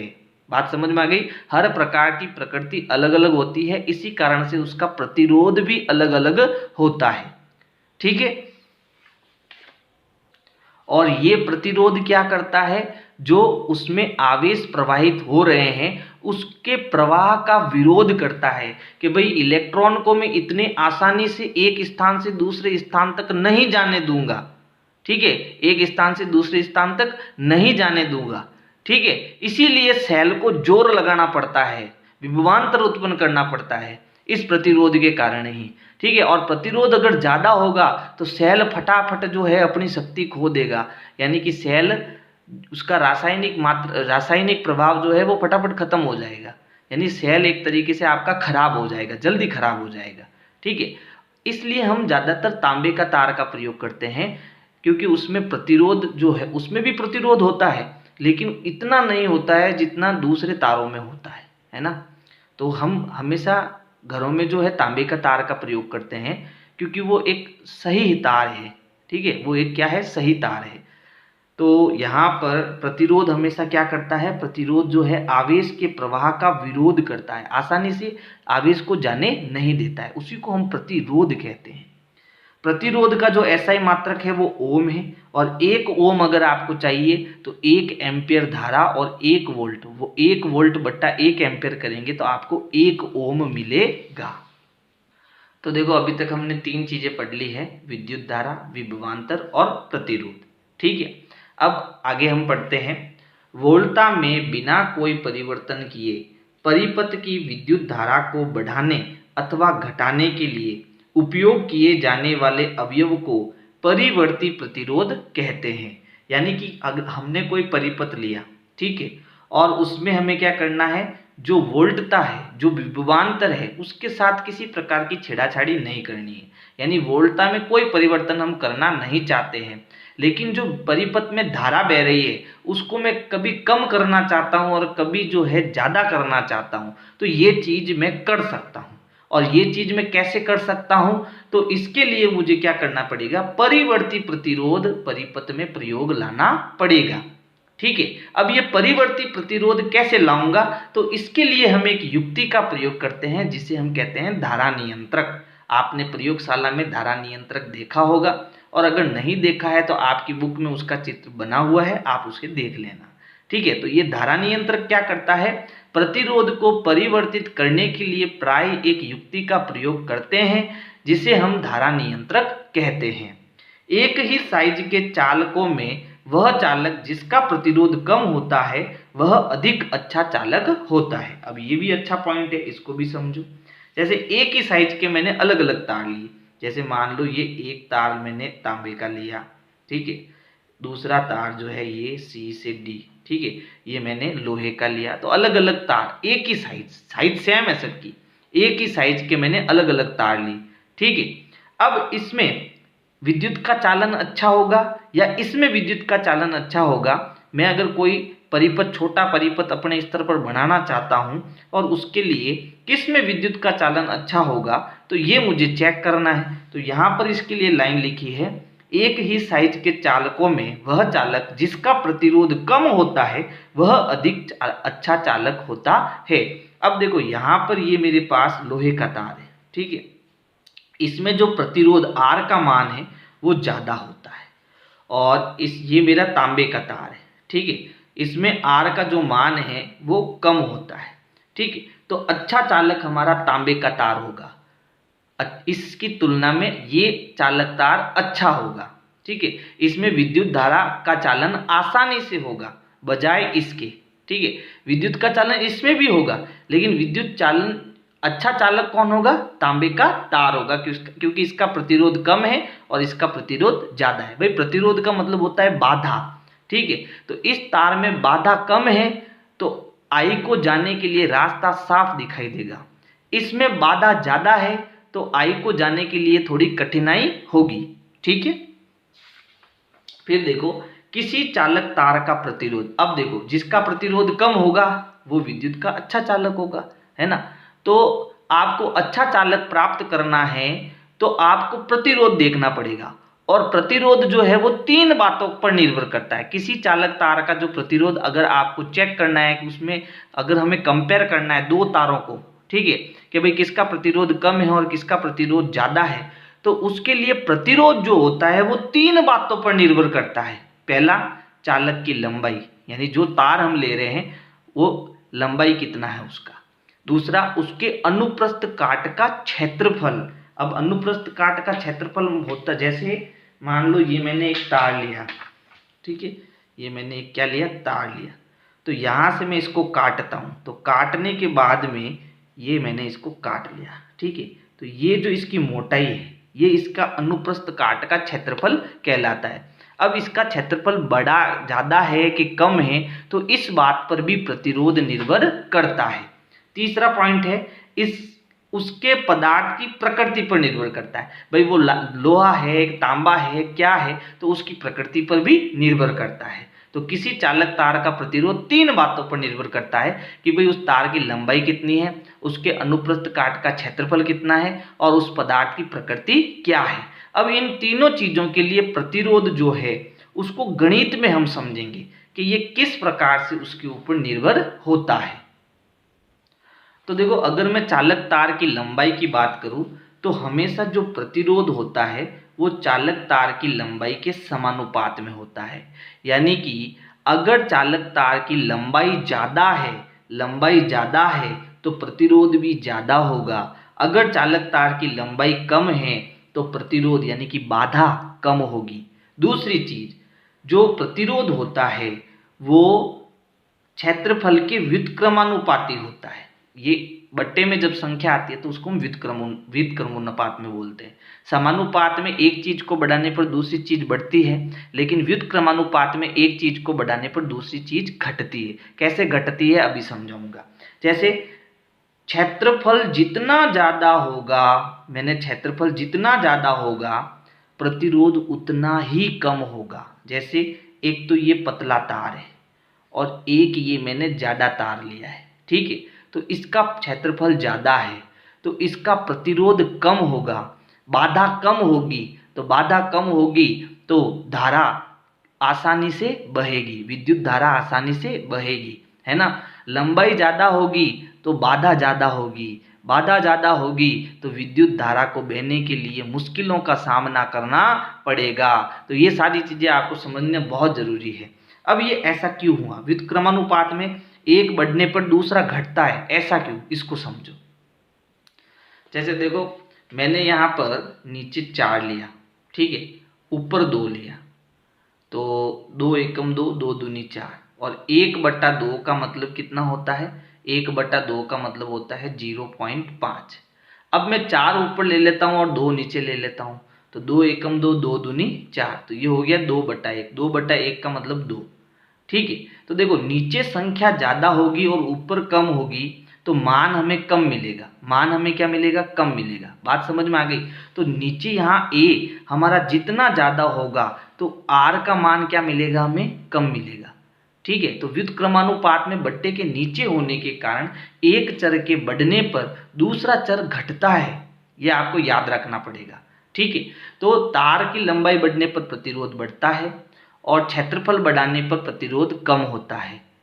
अब इन दोनों को हम जोड़ देते हैं, समीकरण 1 और समीकरण 2 को जो है संयोजित कर लेते हैं। तो संयोजित करने पर r की जगह तो r है, ठीक है, फिर समानुपात की जगह समानुपात है, यहाँ l ऊपर है और a बट्टे के नीचे है, तो l हमारा ऊपर आ जाएगा और a हमारा नीचे आ जाएगा।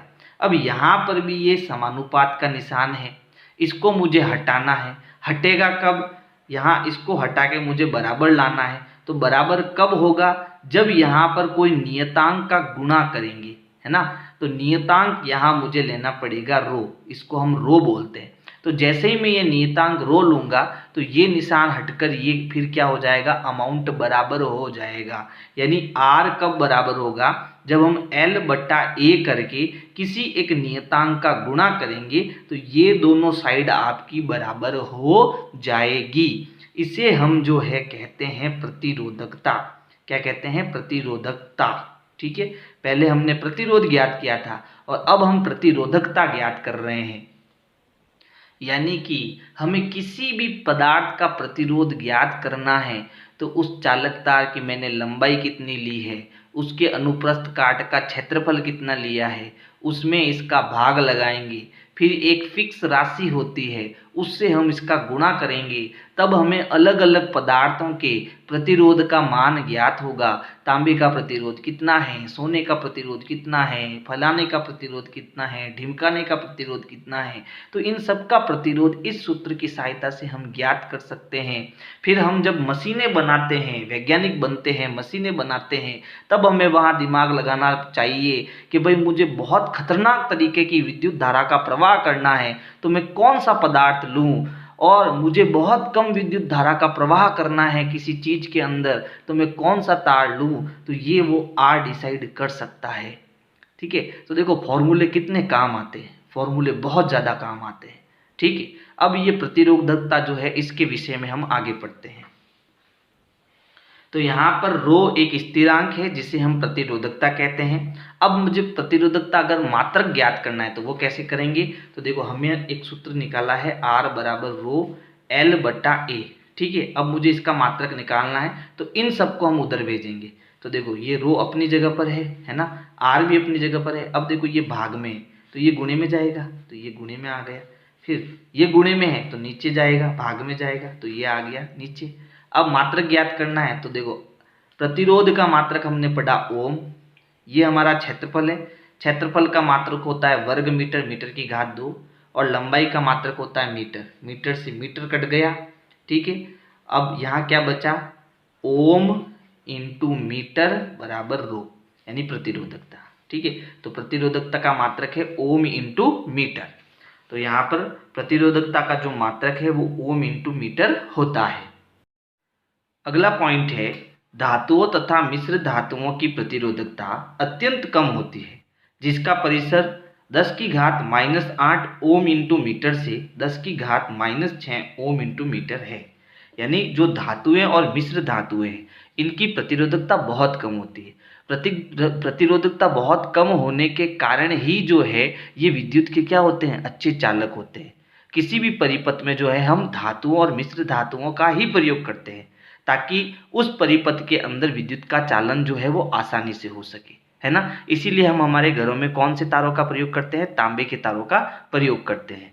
अब इनका परिसर जो है वो 10 की घात -8 से 10 की घात -6 ओम इंटू मीटर होता है, यानी इनके बीच का होता है। अब ये कितना अमाउंट है आपको पता है? 10 की घात -8 का मतलब हो गया कि जब इसको मैं प्लस करूंगा, घात को प्लस करूंगा, तो हमने कक्षा 8 में नियम समझे थे, घातांक नियम। तो क्या होगा, ये 10 की घात 8 जो है वो बट्टे के नीचे चला जाएगा, यानी ये 10 की घात प्लस का 8 हो जाएगा और ऊपर कितना आएगा, 1 आएगा। यानी कि एक में जब मैं 10 की घात 8 का मतलब 1 के पीछे 8 जीरो वाली संख्या का भाग दूंगा तो मुझे एक बहुत छोटी संख्या मिलेगी। यानी इनकी प्रतिरोधकता क्या होती है, बहुत कम होती है। इसीलिए ये विद्युत के अच्छे चालक है।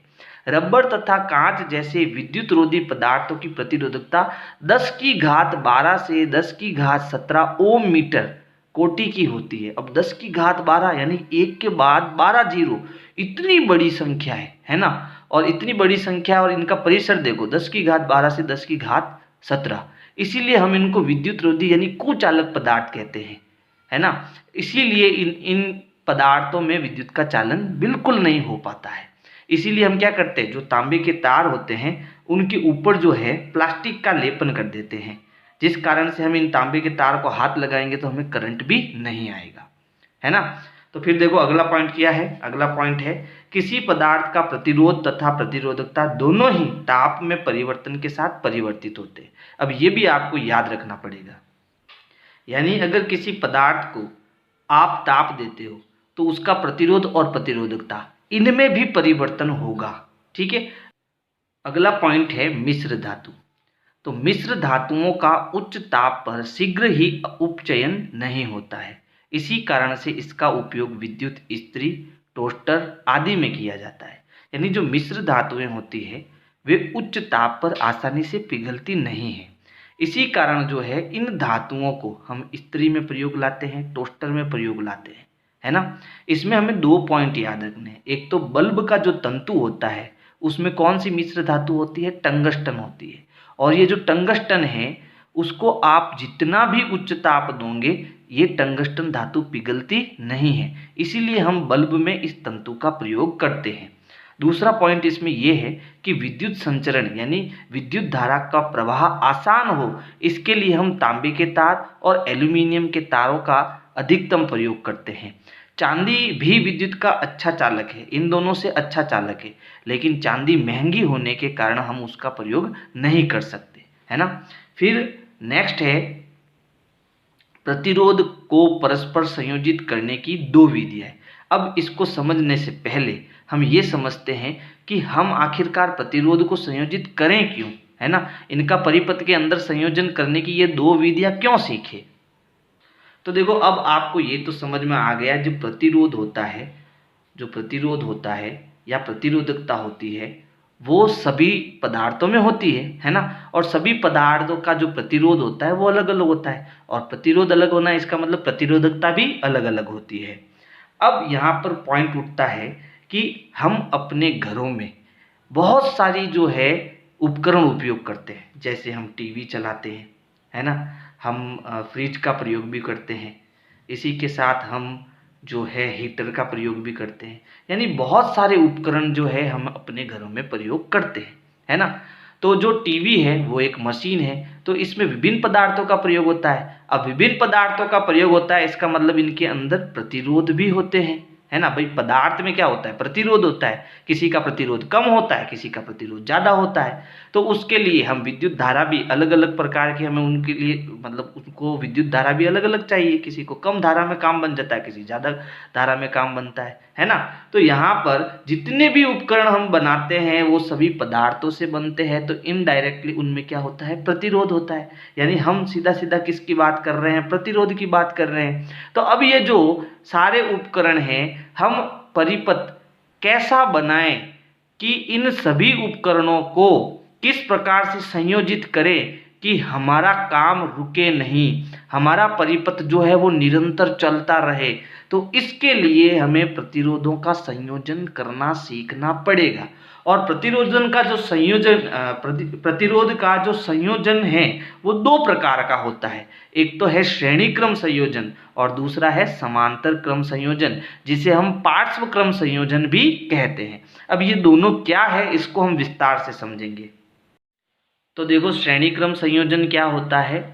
किसी परिपथ में प्रतिरोध का ऐसा संयोजन जिसमें पहले प्रतिरोध का दूसरा सिरा दूसरे प्रतिरोध के पहले सिरे से तथा दूसरे प्रतिरोध का दूसरा सिरा तीसरे प्रतिरोध के पहले सिरे से जुड़ा हो, तो यह श्रेणी क्रम संयोजन कहलाता है। यानी कि यहाँ पर मैंने एक परिपथ बनाया है जिसमें देखो ये हमारी क्या हो गई, बैटरी हो गई। अब ये बैटरी का जो प्लस सिरा है यहाँ से मैंने एक वायर अमीटर से जोड़ दिया है। अब अमीटर कहाँ कैसे जुड़ा है? श्रेणी क्रम में जुड़ा है। श्रेणी क्रम का मतलब होता है वायर के साथ जोड़ते जाओ। जो भी चीज जो है यहाँ पर देखो, एक प्लस सिरे वाला पूरा वायर है, एक माइनस सिरे वाला पूरा वायर है, यानी कि चालक तार है ना। और इस तार में जो भी इसके साथ जुड़ता जा रहा है वो सब हम किस में जोड़ रहे हैं? श्रेणी क्रम में जोड़ रहे हैं, है ना।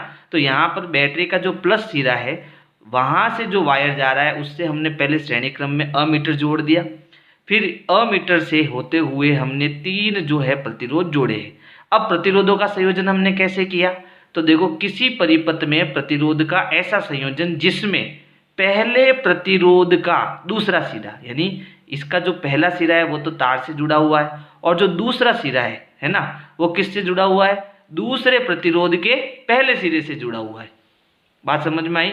यानी किसी परिपथ में प्रतिरोध का ऐसा संयोजन जिसमें पहले प्रतिरोध का दूसरा सिरा दूसरे प्रतिरोध के पहले सिरे से जुड़ा हुआ है, और दूसरे प्रतिरोध का जो दूसरा सिरा है वो तीसरे प्रतिरोध के पहले सिरे से जुड़ा हुआ हो, तो ऐसा संयोजन जो है हमारा श्रेणी क्रम संयोजन कहलाता है।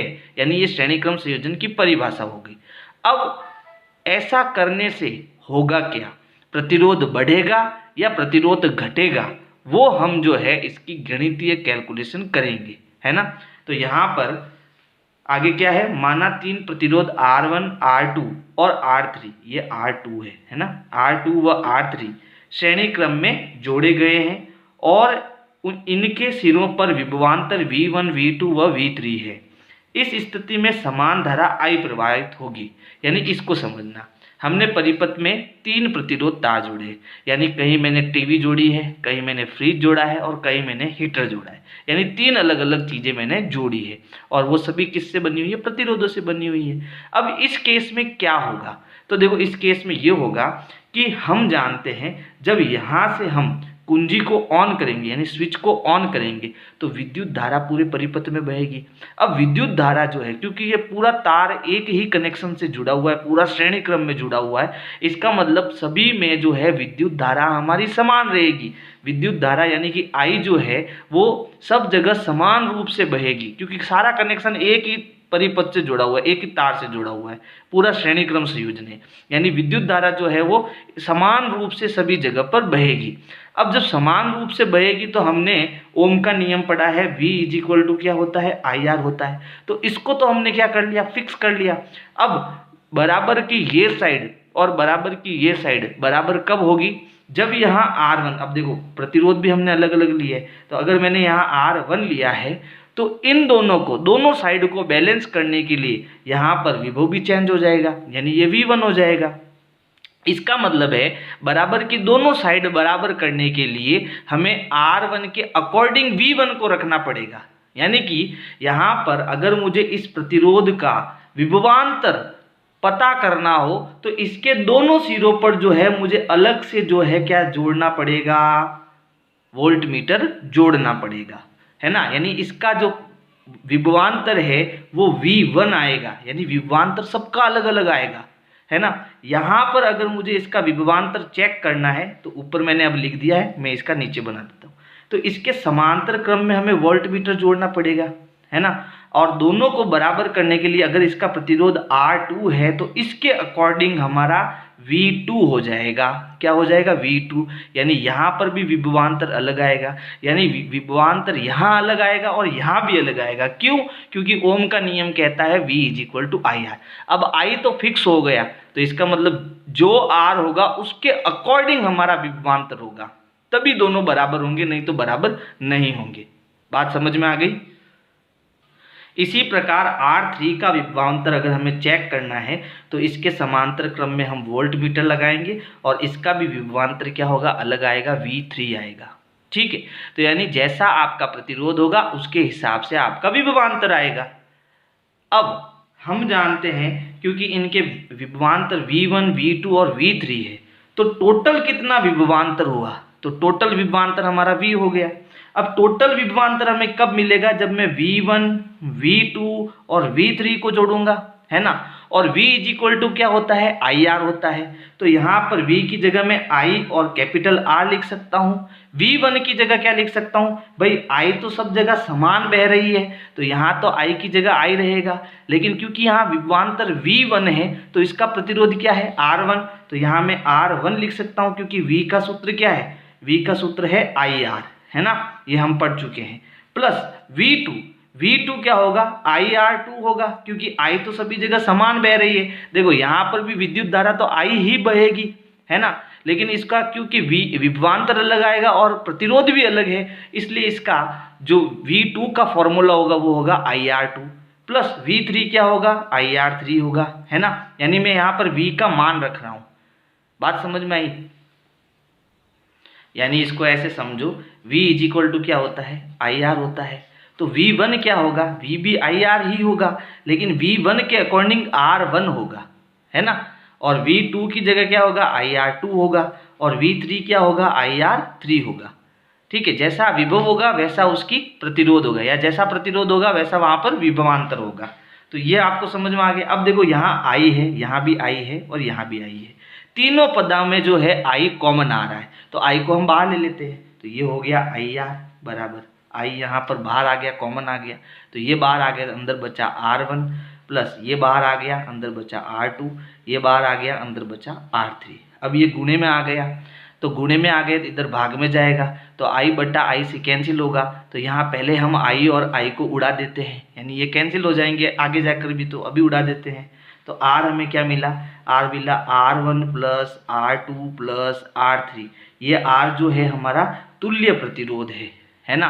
यानी कि जब इस प्रकार से मैं प्रतिरोधों को जोड़ूंगा तो मेरा लास्ट में जो जितना भी प्रतिरोध होगा वो R1 plus R2 plus R3 की जोड़ के बराबर होगा। तो कुल मिला के मेरा प्रतिरोध यहाँ पर बढ़ जाएगा, बहुत खतरनाक तरीके से बढ़ जाएगा। और यहाँ प्रतिरोध बढ़ जाएगा तो प्रतिरोध बढ़ने के कारण आवेशों को क्या होगा? जानने में दिक्कत होगी। भाई जितना ज़्यादा प्रतिरोध होगा आवेश को जानने में उतनी ही दिक्कत होगी, तो विद्युत धारा वहाँ पर क्या होगी? डिसमिस हो जाएगी, है ना। तो तुल्य जो धारा होगी, टोटल विद्युत धारा जो होगी, है ना, वो कम हो जाएगी। बात समझ में आई? यानी कि यहाँ पर ये नुकसान का सौदा है, फायदे का सौदा नहीं है। श्रेणी क्रम संयोजन में क्योंकि यहाँ पर प्रतिरोध का मान बढ़ जाएगा, प्रतिरोध का मान बढ़ने के कारण जो है हमारी यहाँ पर धारा कम हो जाएगी। अब इसके क्या क्या नुकसान है देखो। जैसे मान लो आपने क्या करा, 3 बल्ब ली, ठीक है। जैसे मान लो ये आपने एक चालक तार लिया, इससे आपने एक बल्ब को जोड़ दिया, ठीक है। फिर इसी श्रेणी क्रम में आपने दूसरा बल्ब भी जोड़ दिया, फिर इसी क्रम में आपने तीसरे बल्ब को भी जोड़ दिया, और इन सभी बल्बों को जो है आपने एक बैटरी से जोड़ दिया। किससे जोड़ दिया? बैटरी से जोड़ दिया। और जैसे ही आपने स्विच ऑन किया तो यहाँ पर जो है ये बल्ब, तीनों बल्ब जो है अगर समान वोल्ट के हैं तो जितने तेज ये लगने चाहिए, जितने तेज ये जलने चाहिए, उतने तेज ये नहीं जल पाएंगे, ठीक है। अब मान लो अगर ये बल्ब जो है ज़्यादा वोल्ट का है और ये बल्ब कम वोल्ट का है, तो यहाँ से ही धारा जो है इधर शिफ्ट हो जाएगी, और जितनी धारा इधर शिफ्ट हुई है उतनी धारा यहाँ भी शिफ्ट होगी, लेकिन ये जलेगा, ये नहीं जलेगा और ये जलेगा, क्योंकि ये ज़्यादा वोल्ट का है। ज़्यादा वोल्ट का है तो इसमें जितनी धारा जा रही है वो पर्याप्त नहीं है, वो पर्याप्त नहीं है, क्योंकि धारा तो सभी जगह समान जाएगी तो सबको अपने अनुसार से ले, भाई तू भी इतना ले, तू भी इतना ले, तू भी इतना ले। लेकिन इसकी जितनी कैपेसिटी है उतनी वो चीज़ इसके लिए पर्याप्त नहीं है, तो ये नहीं जलेगा, ये थोड़ा डिम जलेगा और ये भी थोड़ा डिम जलेगा। बात समझ में आ गई? यानी कि यहाँ तुल्य धारा जो है वो घट जाएगी, यानी जितना इनको चाहिए उतनी धारा इनको नहीं मिल पाएगी। तो इसलिए ये क्रम संयोजन हमारे काम का नहीं है। यानी हमारे घर में जो है इस प्रकार का प्रतिरोधों का संयोजन नहीं होता है, हमारे घर में समांतर क्रम का संयोजन होता है। दूसरी खराबी क्या आपको पता है? जैसे मान लो यहाँ से ये बल्ब फ्यूज हो गया, ये बल्ब क्या हो गया? खराब हो गया। ठीक है, तो खराब हो गया तो विद्युत धारा तो ऐसे होकर ही तो जाती है। तो अगर ये मान लो यहाँ से बल्ब फ्यूज हो गया, यानी इसका तार टूट गया, इसका कनेक्शन टूट गया, तो विद्युत धारा यहाँ से परिपथ क्या हो जाएगा? टूट जाएगा। और यहाँ परिपथ टूटने के कारण धारा का मान आगे नहीं जा पाएगा, और धारा जब आगे नहीं जा पाएगी इसका मतलब ये बुझ जाने के कारण ये दोनों भी क्या हो जाएंगे? बुझ जाएंगे। अगर बीच वाला भी बुझ जाता है तो भी परिपथ टूट जाएगा, तो भी ये दोनों बल्ब आपके नहीं जलेंगे। तो ये भी इसकी एक खराबी हो गई। बात समझ रहे हो ना? तो हर जगह नुकसान ही नुकसान है, इसका फायदा कुछ नहीं है। समझ गए? अब मान लो अगर आप यहाँ स्विच भी लगा दोगे, मान लो यहाँ पर आप स्विच भी लगाना चाहो, और अगर आपने स्विच को बंद किया है ना, तो भी सारे बल्ब बंद हो जाएंगे, सारे बल्ब बंद हो जाएंगे, क्योंकि यहाँ पर कनेक्शन कैसा है? श्रेणी क्रम संयोजन है। एक को बंद करोगे तो सारे बंद हो जाएंगे, ठीक है, और एक को चालू करोगे तो सारे चालू हो जाएंगे। तो यहाँ पर ये हमारा कनेक्शन किसी काम का नहीं होगा। तो यही हमारा क्या होता है? श्रेणी क्रम संयोजन होता है। और यहाँ पर जो हमने गणितीय कैलकुलेशन की, इसका मतलब ये है कि जो यहाँ पर प्रतिरोध है वो आपका बढ़ जाएगा। और यही लाइन हमने आगे लिखी है। स्पष्ट है कि श्रेणी क्रम में प्रतिरोधों को जोड़ने पर तुल्य प्रतिरोध तीनों प्रतिरोध के योग के बराबर होता है, यानी तुल्य प्रतिरोध का मान बढ़ जाता है। अब अगला पॉइंट है समांतर क्रम संयोजन। तो पहले इसकी परिभाषा क्या है देखो। किसी परिपथ में प्रतिरोधों का ऐसा संयोजन जिसमें सभी प्रतिरोधों के एक सिरे को ए बिंदु से तथा सभी प्रतिरोधों के दूसरे सिरे को दूसरे बिंदु बी से जोड़ा जाता है, जोड़ देते हैं, तो यह समांतर क्रम संयोजन कहलाता है। यानी यहाँ पर देखो हमने एक परिपथ लिया है, ये हमारी बैटरी है, ये हमारा स्विच हो गया, और यहाँ हमने क्या जोड़ दिया? अमीटर जोड़ दिया। अमीटर आप कहीं भी जोड़ सकते हो, है ना, ऐसा जरूर नहीं पिछली बार यहाँ जोड़ा तो अब की बार भी यहीं जोड़ना है। ये क्या है? ये आपके चालक तार है, और चालक तार में हम जानते हैं कि भाई हम ऐसे तार नहीं जोड़ते, वो वायर तो इधर उधर कैसा भी हो सकता है, तो आप कहीं भी अमीटर जोड़ सकते हो। दूसरी चीज़, जब आप इस स्विच को ऑन करोगे तो अब यहाँ पर देखो प्रतिरोधों का संयोजन हमने कैसे किया? समांतर क्रम में किया। पहले लाइन पर था, लाइन सर था, अब देखो यहाँ पर एक के बाद एक इसके नीचे आ रहा है, यानी समांतर क्रम संयोजन है। तो समांतर क्रम संयोजन की परिभाषा क्या हुई कि यहाँ पर जितने भी प्रतिरोध है उन सभी का जो पहला सिरा है वो हमारा ए बिंदु हो गया, यानी उसको ए बिंदु से जोड़ दिया, और इन सभी प्रतिरोधों का जो दूसरा सिरा है उसको हमने बी बिंदु से जोड़ दिया। तो ऐसा संयोजन जो है वो हमारा क्या हो गया? समांतर क्रम संयोजन हो गया। अब इसमें हुआ क्या? यहाँ से जैसे ही हमने स्विच ऑन किया तो यहाँ पर विद्युत धारा प्लस से माइनस की ओर बहने लगी। अब यहाँ पर देखो धारा जैसे ही इस पॉइंट पर जाएगी तो यहाँ से इधर धारा अलग हो जाएगी, इधर विद्युत धारा अलग हो जाएगी, इधर भी विद्युत धारा अलग हो जाएगी। जबकि पहले ऐसा नहीं था, पहले विद्युत धारा एक ही लाइन में जाने के कारण सभी जगह समान रूप से जा रही थी। यानी यहाँ पर जो है अब की बार हमारी जो है विद्युत धारा का मान बदल जा रहा है। I1 है, यहाँ I2 विद्युत धारा और यहाँ I3 विद्युत धारा है। अब इन सभी का जो विभवांतर है वो समान होगा, क्योंकि ये दोनों तीनों प्रतिरोध जो है वो एक ही इनके सिरे समान हैं। तो यहाँ पर अब मैं क्या लगा देता हूँ? वोल्ट मीटर लगा देता हूँ, यानी यहाँ पर वोल्ट हमारा समान होगा। वोल्ट हमारा समान क्यों होगा? क्योंकि ओम का नियम कहता है V = IR, है ना। अब यहाँ पर वोल्ट हमारा समान हो गया, तो दोनों साइड को बराबर करने की, क्योंकि यहाँ R1 है ना, यहाँ R1 है, तो उसके अकॉर्डिंग हमारी I1 होगी। यानी जितना आपने माल मटेरियल यूज किया है, जैसे यहाँ फ्रिज लगाया है तो उसके अकॉर्डिंग वो अपनी विद्युत धारा भेज रहा है। यहाँ नीचे आपने टीवी लगाई है तो उसके अकॉर्डिंग विद्युत धारा वो भेज रहा है। यानी हर बार आपका I चेंज हो रहा है और फिर उसके बराबर आ रहा है, यानी दोनों साइड आपकी बराबर आ रही है। यानी ये कम है तो इसकी वैल्यू थोड़ी ठीक रहेगी, बराबर रहेगी। यानी जिस इस R1 के अकॉर्डिंग जो है वो I1 निर्भर करेगा, R2 के अकॉर्डिंग I2 निर्भर करेगी, और I3 के अकॉर्डिंग I3 निर्भर करेगी, R3 के अकॉर्डिंग I3 निर्भर करेगी। और इन दोनों का जो गुणनफल है वो हमेशा V के बराबर आएगा। यानी ऑटोमेटिक सारी चीज़ें चेंज हो जाएगी, लेकिन हर कंडीशन में दोनों साइड आपकी बराबर होगी, है ना। तो यहाँ पर हमें ये पता चल गया कि यहाँ पर V हमारा हर बार समान रहेगा, लेकिन I1, I2 और I3 ये चेंज होंगे, R1, R2 और R3 ये चेंज होंगे। तो अब यहाँ पर हमें आगे क्या दिया है, माना 3 प्रतिरोध R1, R2 और R3 समांतर क्रम में जोड़े गए हैं, तो इन पर विभव समान होगा, लेकिन विद्युत धाराएं I1, I2 और I3 है। तो अब जो अलग अलग है, देखो पिछली बार क्या अलग था, पिछली बार हमारा विभवांतर अलग था, इस बार हमारी क्या है, विद्युत धारा अलग है। तो आप I से स्टार्ट करो तो आपका फॉर्मूला जो है फटाफट बन जाएगा। तो यहाँ पर I हमारी कैसे मिलेगी, I1 plus I2 plus I3, इन तीनों को जोड़कर हमारी टोटल जो है विद्युत धारा बनेगी।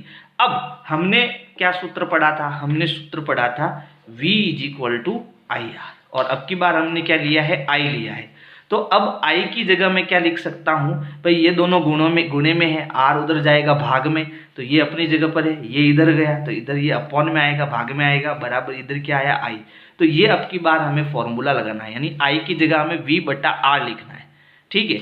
तो क्या होगा, देखो यहाँ आ जाएगा V/R, और यहाँ I1 है ना, तो V तो समान है सब जगह पे, और I1 है तो इसकी जगह R1 हो जाएगा। I2 है तो V तो समान रहेगा, R2 हो जाएगा, और V तो समान रहेगा और ये R3 हो जाएगा। अब V कॉमन लेंगे तो यहाँ तो V/R है ना, यहाँ से हम क्या कॉमन लेंगे, V कॉमन लेंगे, तो यहाँ V कॉमन लेंगे तो गुणे में 1 बचेगा, गुणे में 1 बचेगा ना, तो यहाँ पर आ जाएगा 1/R1 प्लस ये बाहर चला गया, यहाँ बचा 1/R2, ये बाहर चला है तो यहाँ बचा 1/R3। तो यहाँ V से V कैंसिल हो जाएगा। क्यों कैंसिल हो जाएगा, क्योंकि ये गुणे में है, इधर भाग में आएगा तो V/V कैंसिल वैसे ही हो जाएगा, तो पहले ही हमने कैंसिल कर दिया, तो ये कैंसिल हो गया तो ऊपर 1 बचा, यानी 1/R तो हमारा क्या हो गया, तुल्य प्रतिरोध, बराबर 1/R1 plus 1/R2 plus 1/R3। तो अब यहाँ पर आपको क्या दिख रहा है, इसको समझो। यानी इस बार जो है प्रतिरोध जो है हमारा बट्टे के नीचे आ रहा है, तो जब इसका हम गणितीय कैलकुलेशन करेंगे तो इनका लसप आएगा, फिर इनको लास्ट में हम सॉल्व करेंगे, फिर इनको ऊपर भेजेंगे, तो हम ये देखेंगे कि यहाँ प्रतिरोध का मान घट जाएगा, यहाँ प्रतिरोध का मान घट जाएगा। देखो श्रेणी क्रम संयोजन जब हमने किया था तो यहाँ हमारा प्रतिरोध जो है वो बढ़ रहा था, और यहाँ जो तुल्य प्रतिरोध जब इसका कैलकुलेशन करेंगे, अभी प्रश्न आएंगे है ना, जब चैप्टर समाप्त होगा तो एक वीडियो जो है मैं प्रश्नों की बना दूंगा, तो यहाँ पर जब मैं आपको समांतर क्रम समझाऊंगा तो आपको पता लगेगा कि इसमें जो तुल्य प्रतिरोध होता है उसमें प्रतिरोध का मान घटता है ना, क्या होता है, घटता है। तो यहाँ प्रतिरोधों का मान घट जाएगा, तो प्रतिरोध का मान घटने के कारण क्या फायदा होगा आपको पता है। यहाँ पर जैसे देखो प्रतिरोध का मान जितना होगा, भाई तुल्य प्रतिरोध का मान घट गया, तुल्य प्रतिरोध का मान घट गया, तो यहाँ पर जिस मशीन को जितनी धारा की आवश्यकता है उतनी धारा उसके पास चली जाएगी। बात समझ में आ गई। तो होगा फायदा ये कि सारी चीजें जो है व्यवस्थित जलेगी। जैसे मान लो मैंने 3 बल्ब लगा दिए श्रेणी क्रम में, सॉरी समांतर क्रम में। जैसे मान लो ये मेरा एक प्लस माइनस ये बैटरी हो गई, ठीक है, ये बैटरी हो गई, और इससे मैंने क्या किया कि यहाँ पर एक तार इधर और एक तार इधर, इसी प्रकार से 3 तार मैंने अलग से निकाल दिए, है ना।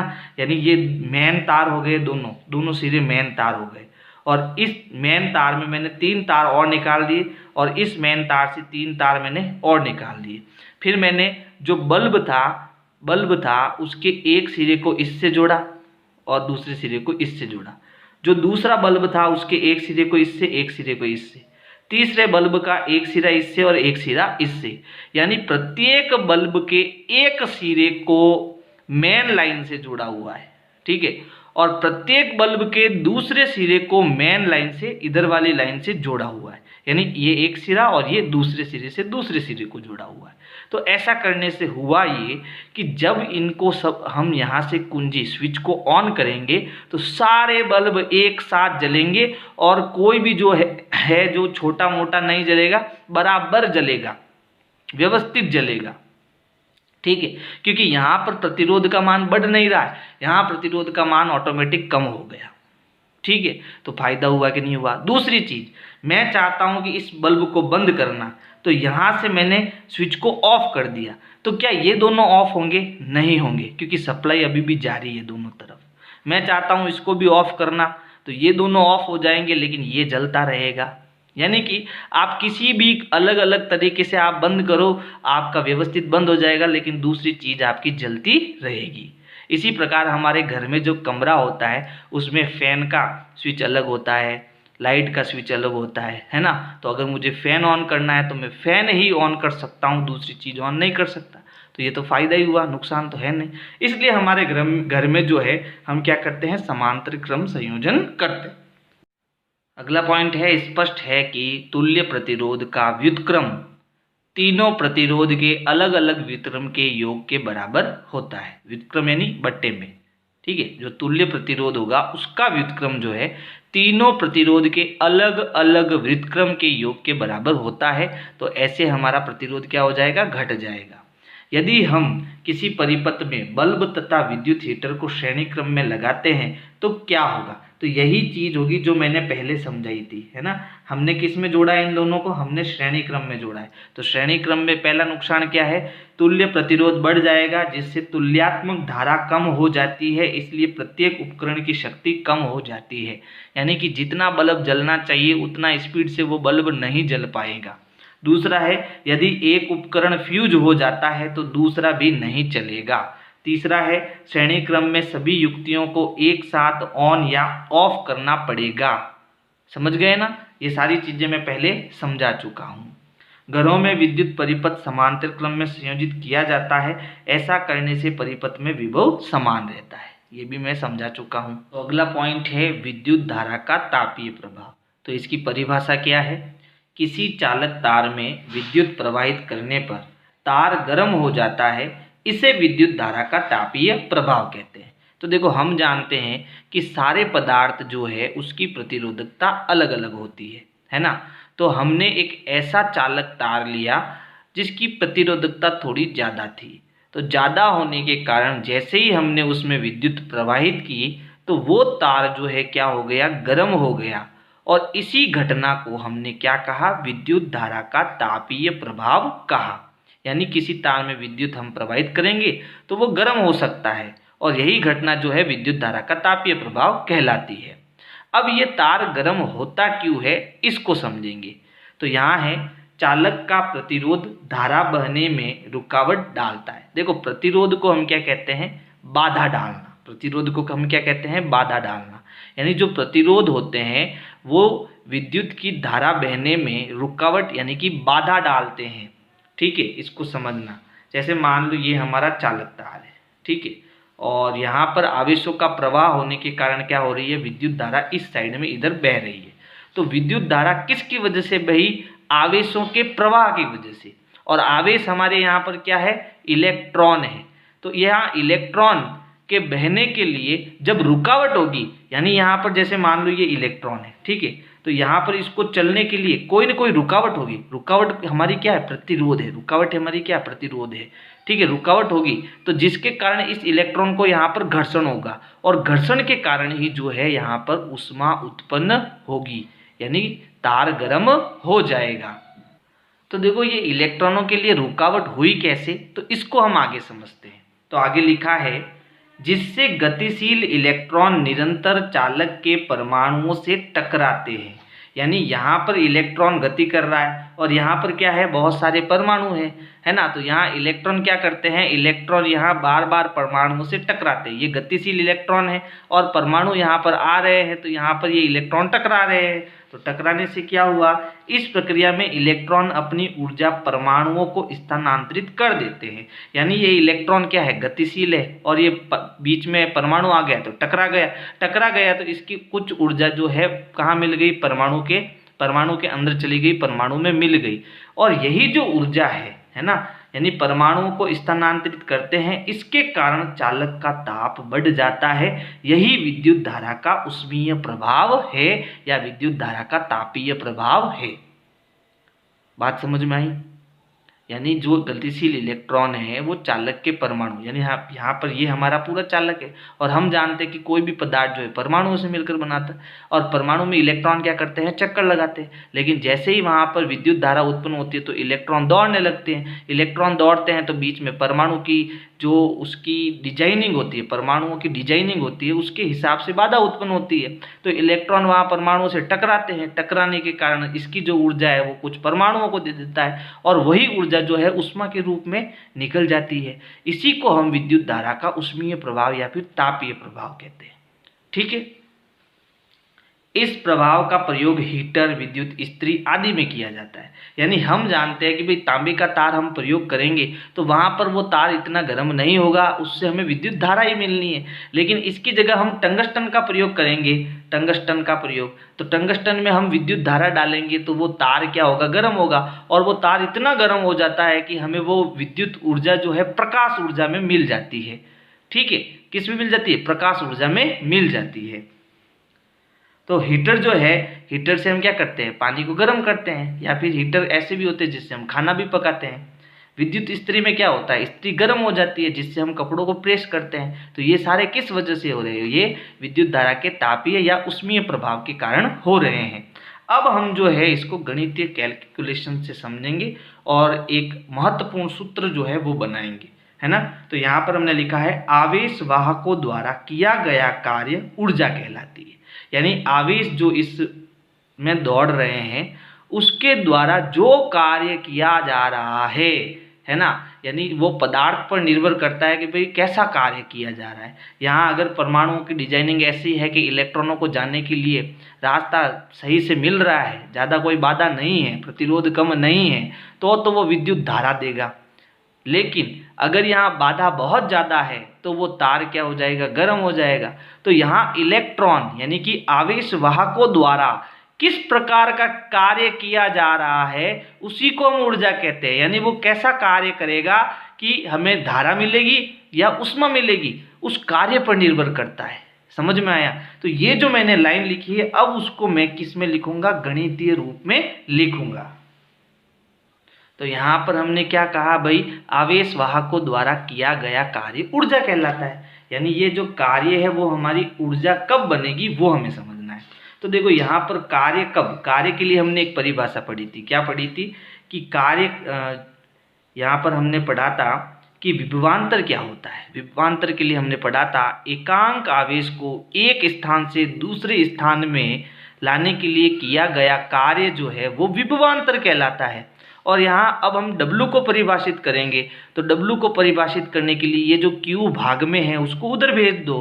तो W हमें क्या मिल गया, W हमें मिल गया V गुणा Q, ये उधर जाएगा तो गुणे में आ जाएगा। तो W हमें मिल गया V इंटू Q। ठीक है, तो एक तो ये परिभाषा हमारी आ गई, है ना। यानी कि जो गतिशील आवेश है वो कार्य किस प्रकार कर रहे हैं वही हमारी क्या है, ऊर्जा है। अब किस प्रकार कर रहे हैं तो हमें यहाँ पर कुछ संबंध निकालने पड़ेंगे। तो उसमें से हम क्या क्या मान जो है V और Q के रख सकते हैं, पहले वो रख देते हैं। तो देखो हमें पता चल गया यहाँ W क्या हो रहा है, V इंटू Q हो रहा है, और Q क्या होता है। तो देखो आवेशों के लिए हमने एक परिभाषा पढ़ी थी कि जो विद्युत धारा है ना, या फिर विद्युत धारा ही लेते हैं। जो विद्युत धारा आई होती है वो क्या होती है, एकांक समय में प्रवाहित होने वाले आवेशों की मात्रा को हम विद्युत धारा कहते हैं। तो यहाँ हमें Q का मान लगाना है। तो Q का मान लगाना है तो T को उधर भेजो। तो I गुणा T किसका मान आएगा, Q का। तो तो Q की जगह मैं क्या रख सकता हूँ, देखो V की जगह तो V रहेगा, है ना, गुणे को हम हटा देते हैं, तो Q की जगह मैं क्या रख सकता हूँ, Q की जगह ये T बट्टे में है, उधर भेजो तो गुणे में आएगा I इंटू टी, यानी यहाँ IT में लिख सकता हूँ भाई, यहाँ Q की जगह मैं IT लिख सकता हूँ, यहाँ से एक सूत्र बन सकता है भाई, इधर भेजूंगा तो Q बराबर क्या होगा, IT होगा, तो Q की जगह मैं IT लिख सकता हूँ। अब मैं V की जगह क्या लिख सकता हूँ, तो देखो एक सूत्र हमने पढ़ा था ओम का नियम, V इज इक्वल टू होता है IR होता है, तो V की जगह मैं क्या लिख सकता हूँ, IR लिख सकता हूँ, तो यहाँ IT तो मैंने लिख दिया, अब V की जगह में I इंटू R लिख सकता हूँ, और फिर इंटू में यहाँ पर हमारे क्या है, IT है, I और I का गुणा हो गया तो ये हो गया I की घात 2, है ना, I स्क्वायर RT, ये हमारा एक क्या बन गया, फॉर्मूला बन गया। ठीक है, इसी को हम क्या कहते हैं, ऊष्मा कहते हैं, इसी को हम ऊर्जा कहते हैं, और ऊर्जा को मैंने यहाँ पर किस में लिख दिया, हीट में लिख दिया, H में लिख दिया। अब यहाँ जो संबंध निकल के आया उसको समझो, तो देखो इसे हम जूल का तापन नियम भी कहते हैं।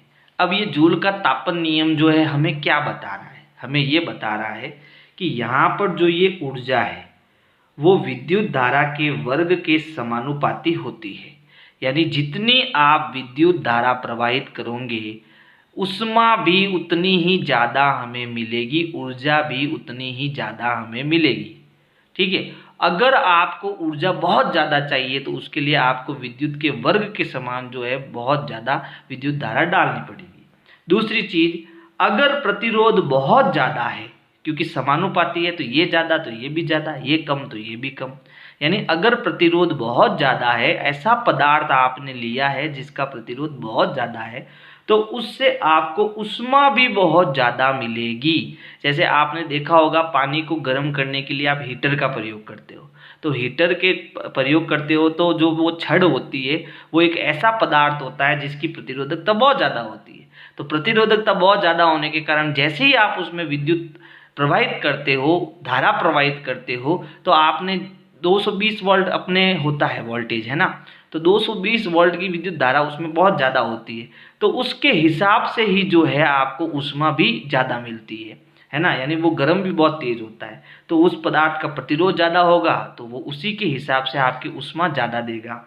तीसरा, आप जितने समय के लिए, ज़्यादा समय के लिए अगर ऊष्मा विद्युत धारा प्रवाहित करोगे या उसका टाइम ज़्यादा बढ़ाओगे तो आपको ऊष्मा भी उतनी ही ज़्यादा मिलेगी। तो इन तीनों चीज़ों पर, इन तीनों चरों पर जो है हमारी ऊष्मा निर्भर करती है। तो ये बहुत ही इम्पोर्टेंट हमने जो है एक फॉर्मूला बनाया है।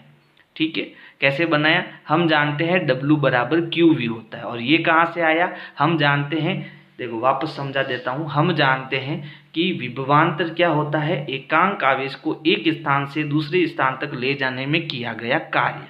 तो यहाँ से मैं W का फॉर्मूला क्या बना सकता हूँ, Q उधर चला जाएगा, V इंटू क्यू, है ना, तो W बराबर आ गया VQ। अब हम जानते हैं V क्या होता है, तो V हमारा जो है हम जानते हैं कि ओम के नियम से V इज इक्वल टू होता है IR, तो V की जगह हमने क्या रख दिया, IR रख दिया।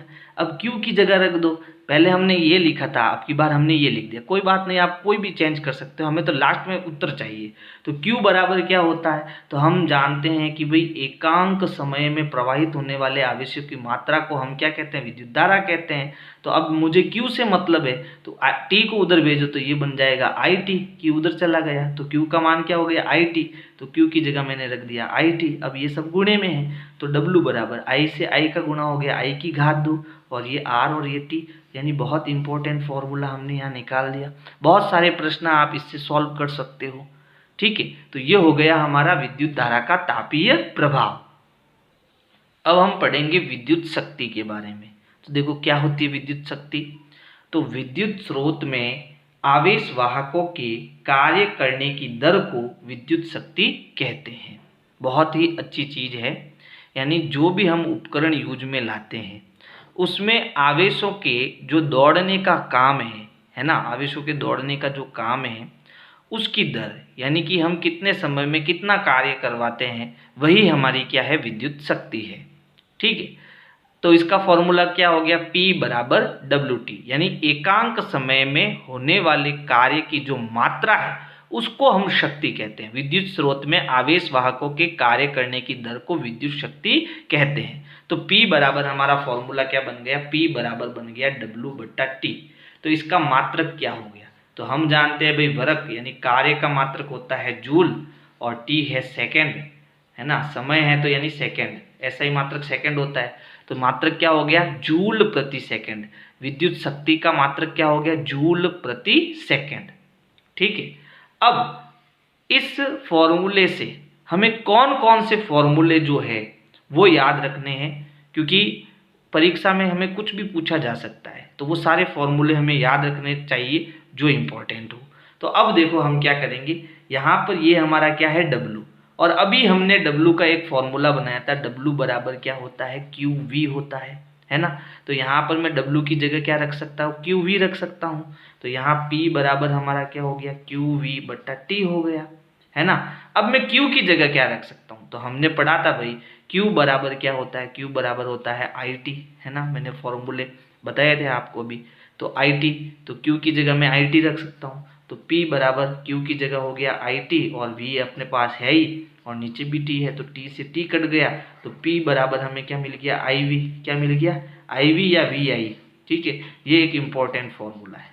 ठीक है, ये भी क्या है? Important formula. ये भी इम्पॉर्टेंट है और ये भी इम्पॉर्टेंट है। तो इसके हिसाब से हमारा मात्रक क्या बन गया? तो इसके हिसाब से हमारा मात्रक बन गया वोल्ट इंटू एम्पियर। क्या बन गया? Volt into ampere, VI। अब एक फॉर्मूला हम और बना सकते हैं भाई। V की जगह हम क्या लिख सकते हैं? V की जगह हम IR लिख सकते हैं, ओम का नियम लिख सकते हैं। देखो V बराबर क्या होता है? V बराबर IR होता है, ओम का नियम हम जानते हैं, है ना।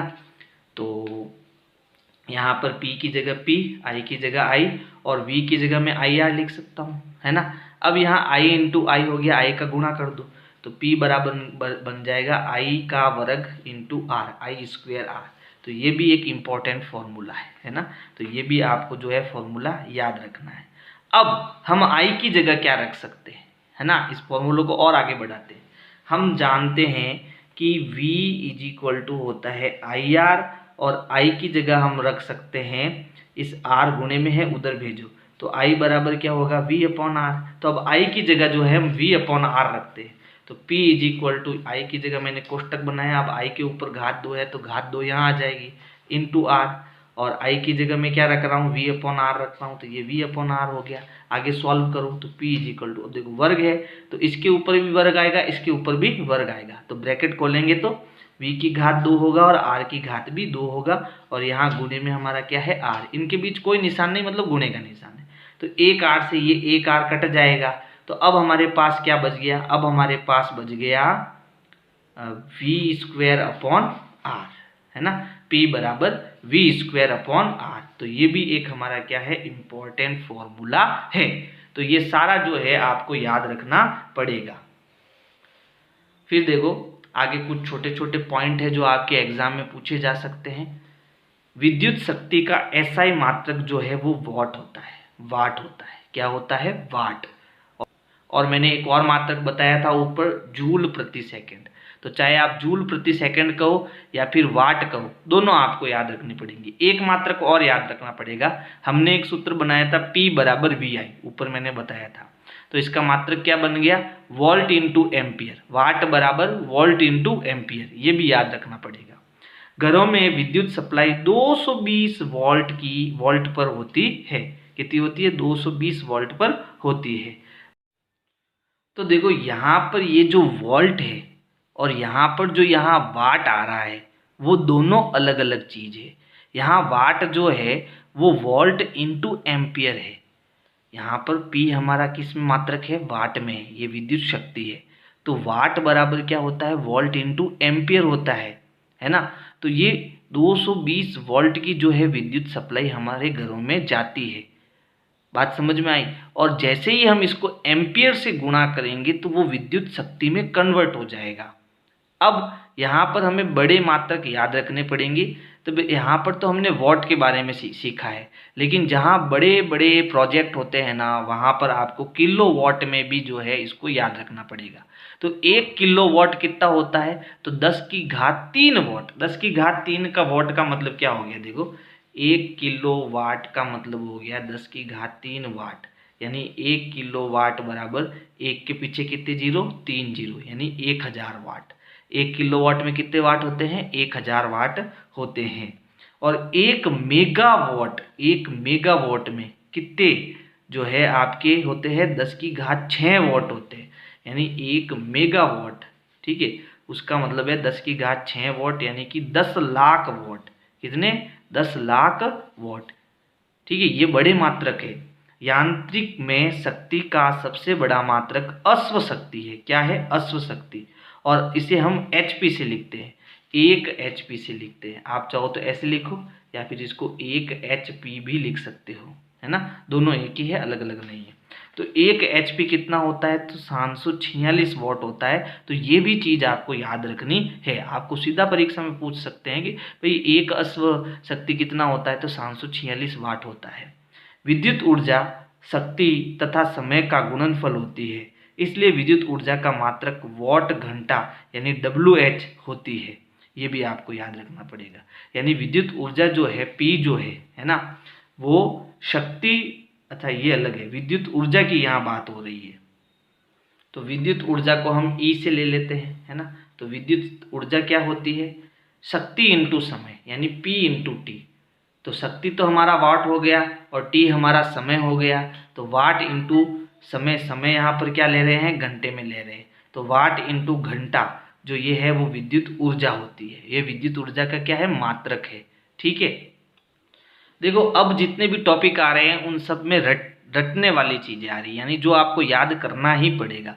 इसमें एक इम्पॉर्टेंट चीज़ है, 1 किलोवाट घंटा कितना जूल होता है, यानी इसको हमें जूल में निकालना है। तो हम कैसे निकालेंगे? तो देखो हम जानते हैं कि अभी हमने ऊर्जा के बारे में पढ़ा, है ना। ऊर्जा के बारे में क्या पढ़ा? कि ऊर्जा का जो मात्रक होता है वो होता है वाट इंटू घंटा, वाट इंटू घंटा, एच भी ले सकते हो, ये हमने पढ़ा था। अब ये कह रहा है 1 किलोवाट घंटा कितना होता है। तो यहाँ पर 1 किलोवाट की बात हो गई। तो 1 किलोवाट में अभी हमने पढ़ा कितने वाट होते हैं? 1000 वाट। तो देखो यहाँ पर पहले मैं 1 किलोवाट को अलग कर देता हूँ। तो ये तो हो गया 1000 वाट, 1 किलोवाट की जगह 1000 वाट लिख दिया। और यहाँ पर ये घंटा है, तो घंटे को मैं यहाँ, क्योंकि दोनों के बीच कोई निशान नहीं तो इनटू का निशान है, तो घंटे को मैं क्या लिख सकता हूँ? 1 घंटे में कितने मिनट होते हैं? 60 मिनट होते हैं। तो मैंने यहाँ 60 मिनट लिख दिया, ठीक है। अब 1 मिनट में कितने सेकंड होते हैं? 60 सेकंड होते हैं। तो अब ये मिनट में जो बदला है इसको हमें 60 सेकंड में बदलना है, यानी इसको मिनट को सेकंड में बदलना है, ठीक है। तो इसको सेकंड में बदलना है तो इसको फिर 60 से गुणा करेंगे। तो देखो ये तो हो गया 1000 वाट इंटू ये 60 मिनट है, तो 60 का फिर 60 से गुणा करेंगे तो ये किस में बदल जाएगा? सेकंड में बदल जाएगा। अब यहाँ पर देखो कितने जीरो आ गए? तो 1 2 3 4 और 5 जीरो हो गए। और 6 का 6 से गुणा करो तो 6 छंग कितना हो गया? 36, और गुणे में 5 जीरो, 5 जीरो का मतलब हो गया 10⁵5, ठीक है। अब मुझे इसको और छोटा बनाना है तो इसमें भाग देना पड़ेगा, इसको पॉइंट में लाना पड़ेगा। तो पॉइंट में लाने के लिए मैं यहाँ 10 का भाग दे सकता हूँ, तो ऐसा मैं कर नहीं सकता। तो इसके लिए क्या करूँ? तो 10 का भाग देने के लिए ऊपर 10 का गुणा कर दो। अब हमारा बैलेंस हो गया, वापस 10 से 10 कटेगा, 36 आएगा। तो इसको 10 से भाग देने के लिए मुझे ऊपर 10 का गुणा भी करना पड़ेगा।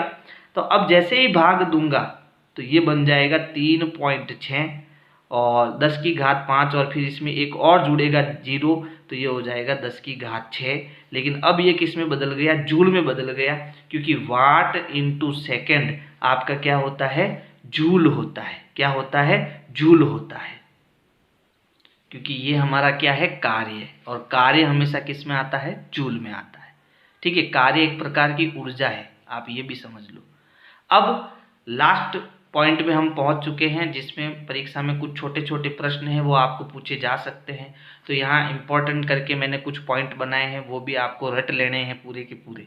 तो यहाँ पर देखो पहला पॉइंट है, बल्ब में टंगस्टन का तंतु होता है, याद कर लेना। टंगस्टन का गलनांक 3380 डिग्री सेंटीग्रेड होता है। देखो 100 डिग्री सेंटीग्रेड पर पानी उबलने लगता है, और अब 100 डिग्री नहीं, यहाँ बात हो रही है 3380 डिग्री सेंटीग्रेड, यानी इतना ताप मिलेगा तब जाके टंगस्टन पिघलना चालू होगा। तो ये तो बहुत बड़ी अमाउंट है। चलो, बल्ब में नाइट्रोजन तथा आर्गन गैस भर दी जाती है जो तंतु की आयु बढ़ाता है। तो बल्ब में ये दोनों गैस क्यों भरते हैं? इस कारण से। अगला पॉइंट है, जूल के तापन नियम का उपयोग फ्यूज में करते हैं। बिल्कुल करते हैं। फ्यूज क्या काम करता है आगे देखो।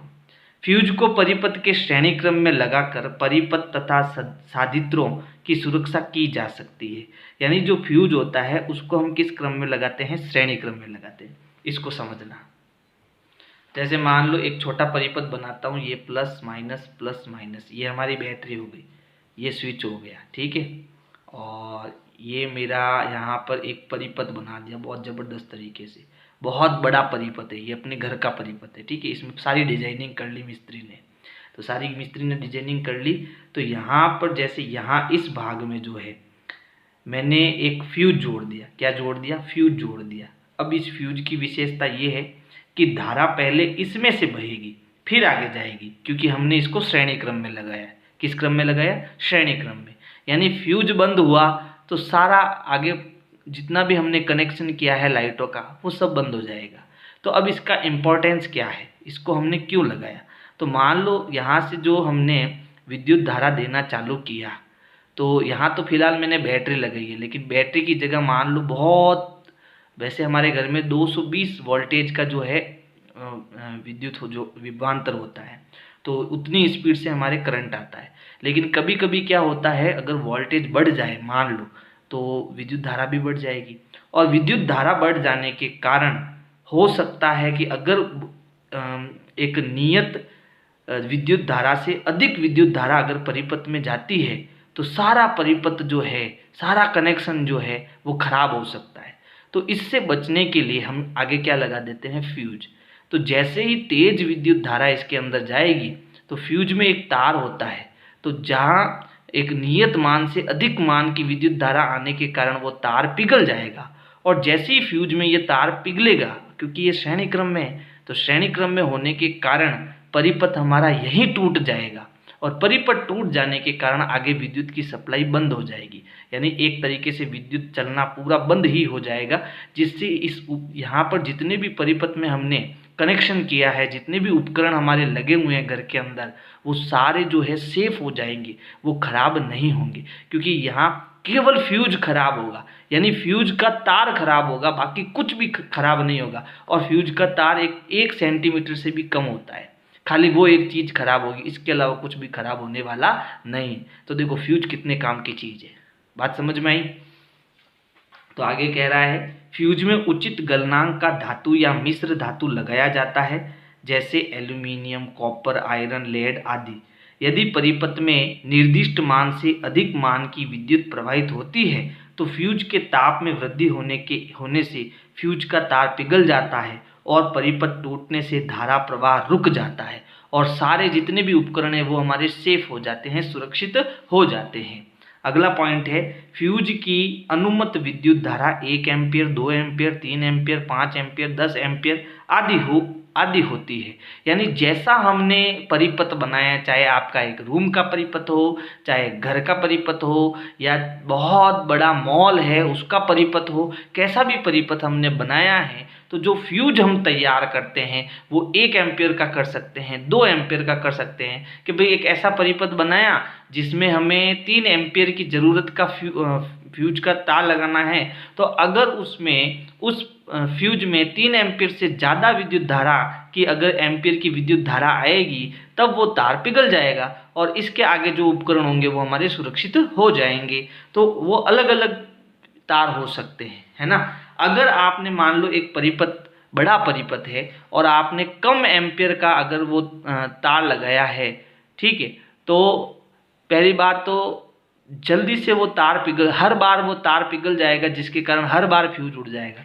तो हम कम एम्पियर का भी नहीं लगा सकते, हमें उचित एम्पियर का ही फ्यूज में तार लगाना पड़ेगा, ताकि हमारा कार्य जो है वो सुचारू रूप से चलता रहे, कोई बाधा नहीं आए। इसको समझाने के लिए यहाँ मैंने एक एग्जाम्पल लिया है। जैसे देख लो, ये हमारी विद्युत शक्ति हो गई 1 किलोवाट, है ना। इसको हम 1000 वाट से भी लिख सकते हैं। ये मान लो किसकी है? एक विद्युत स्त्री की है, प्रेस की है, ठीक है। और हम जानते हैं हमारे घर में कितने वोल्ट की ऊर्जा आती है? 220 वोल्ट की विभवांतर यानी वोल्टेज सप्लाई होती है। अब P इज इक्वल टू क्या होता है? PI होता है। तो यहाँ V को उधर भेजो तो P/V हो जाएगा। अब P हमारा 1 किलोवाट यानी 1000 वॉट है और V हमारा 220 है, तो काटेंगे तो 100 में 22 का भाग देंगे तो कितना आएगा, 4.54 एम्पियर आएगा, है ना। यानी तो यहाँ क्योंकि ये 4.54 एम्पियर की विद्युत धारा बह रही है, तो बताओ फ्यूज कितने का लगाऊं, तो फ्यूज हमें लगाना पड़ेगा 5 एम्पियर का।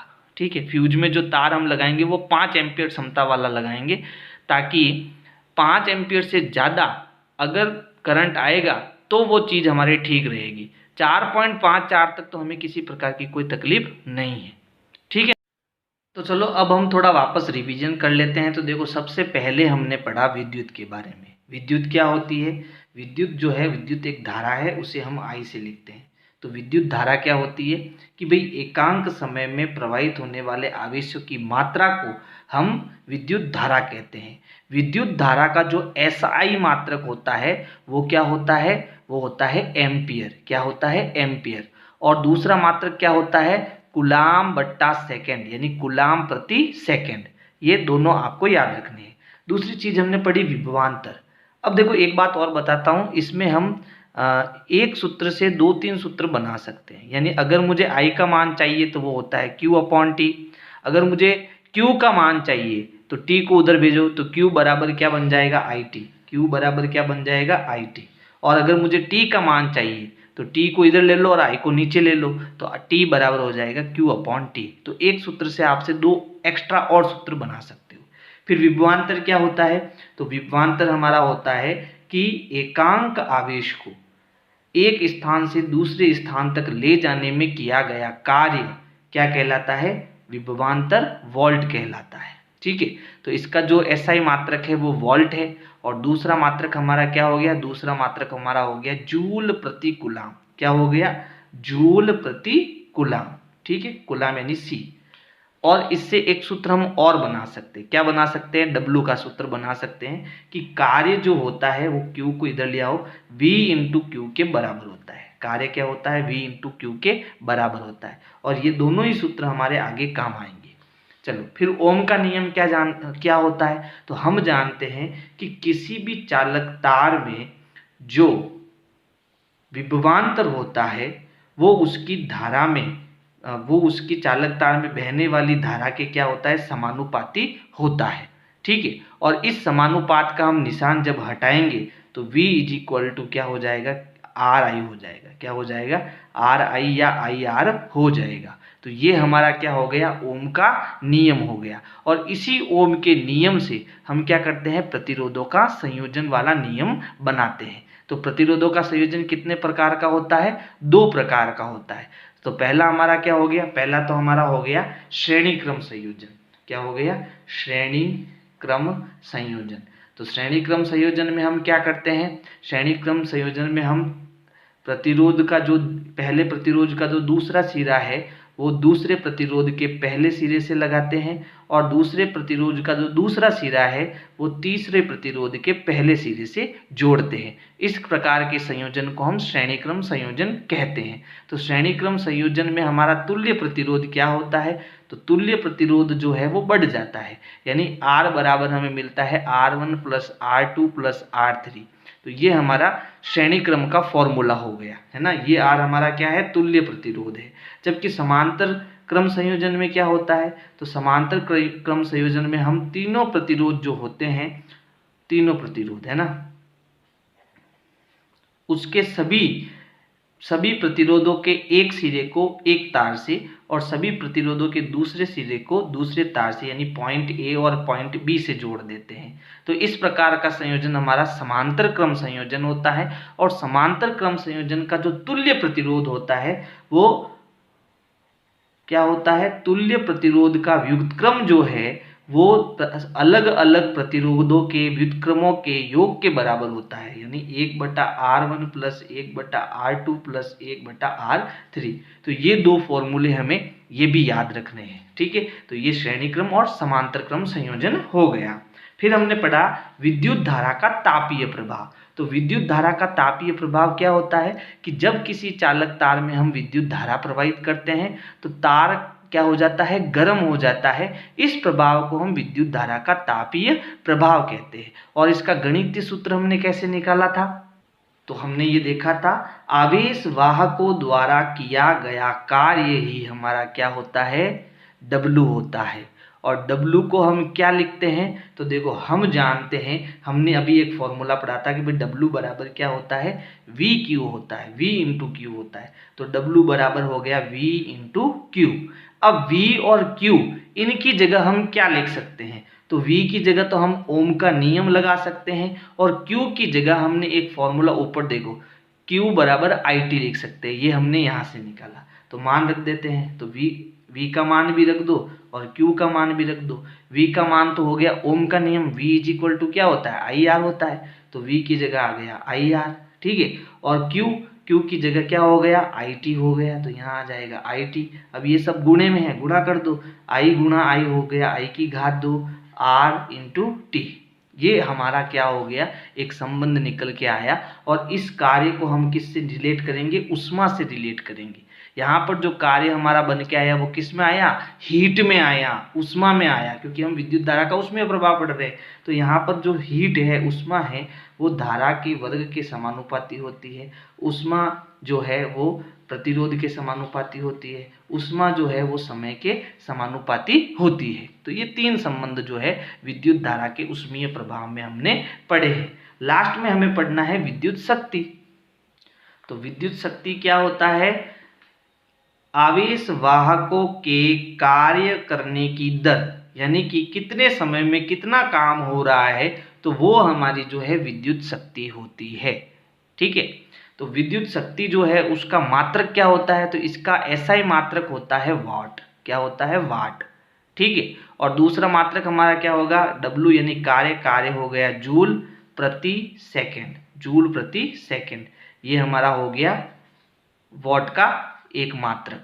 एक इसका अन्य मात्रक और होता है, तो हमें इसका क्या करना पड़ेगा, आगे गणितीय रूप लिखना पड़ेगा। तो भी P की जगह P, W की जगह मैं क्या लिख सकता हूँ, तो W की जगह मैं VQ लिख सकता हूँ, तो W की जगह आ गया VQ बट्टा T। अब Q की जगह मैं क्या लिख सकता हूँ, तो Q की जगह यहाँ पर मैं अच्छा देखो, Q की जगह हम लिख सकते हैं यहाँ पर IT, है ना। तो यहाँ पर V इंटू IT हो गया, और बट्टे में T से T कट गया। तो दूसरा एक मात्रक हमारा क्या आया, P बराबर V इंटू I होता है, V का मात्रक वोल्ट और I का मात्रक एम्पियर। तो P बराबर हमारा क्या हो गया, वोल्ट इंटू एम्पियर, है ना। ये सब चीजें आपको याद रखनी। और P का मात्रक, ऐसा ही मात्रक हमारा क्या हो गया, वॉट। तो वॉट बराबर क्या होता है, वोल्ट इंटू एम्पियर होता है, ठीक है। तो अगर किसी की शक्ति आपको पहचाननी हो, ऊर्जा पहचाननी हो, विद्युत ऊर्जा पहचाननी हो, तो कितना वोल्ट उसमें जा रहा है और कितना उसमें धारा जा रही है, तो उसकी आप शक्ति पहचान पाओगे, ठीक है। तो वोल्ट इंटू एम्पर किसका, वॉट का मात्रक दूसरा मात्रक हो गया। और क्या इसको हम कर सकते हैं, इसमें हमें प्रतिरोध अगर लाना हो तो P का हम और एक मान निकाल सकते हैं। तो देखो यहाँ पर हमने क्या निकाल दिया, P बराबर VI निकाल दिया। अब V को हम क्या लिख सकते हैं, V बराबर क्या होता है, ओम का नियम, V बराबर होता है IR, है ना। तो एक बार तो V को उड़ाना है, फिर वापस V को लाना है। तो अब क्या करेंगे, तो P बराबर हो गया, V की जगह क्या आ जाएगा, IR। तो ये IR इंटू I का I से गुणा करेंगे तो I स्क्वेयर R, ठीक है। और यहाँ I की जगह वापस V लाना है, अब आपको क्या लाना है, V। तो कैसे लाएंगे, तो P बराबर होगा I स्क्वेयर R। और देखो हमने पढ़ा है V बराबर होता है IR, तो I हमें यहीं रखना है, R को उधर भेजना है। तो V बट्टा R बराबर क्या होता है, I, है ना। तो अब I की जगह आपको V बट्टा R रखना है, तो I की जगह ब्रैकेट बना लो, और I कितना रखना है, V अपॉन R रखना है। हल करेंगे तो ये हो गया V square upon R square, और गुणे में R है, एक R से एक R कटेगा, तो P बराबर आपका आएगा V स्क्वेयर अपॉन R। तो एक ये नया फॉर्मूला बन के आएगा। तो ये सारे फॉर्मूले आपको याद रखने पड़ेंगे, ठीक है। तो ये आपका चैप्टर समाप्त होता है। और अगर मेरे वीडियोज आपको लगातार पसंद आ रहे हैं तो वीडियो को लाइक करना है और अपने दोस्तों को शेयर करना है। Thank you.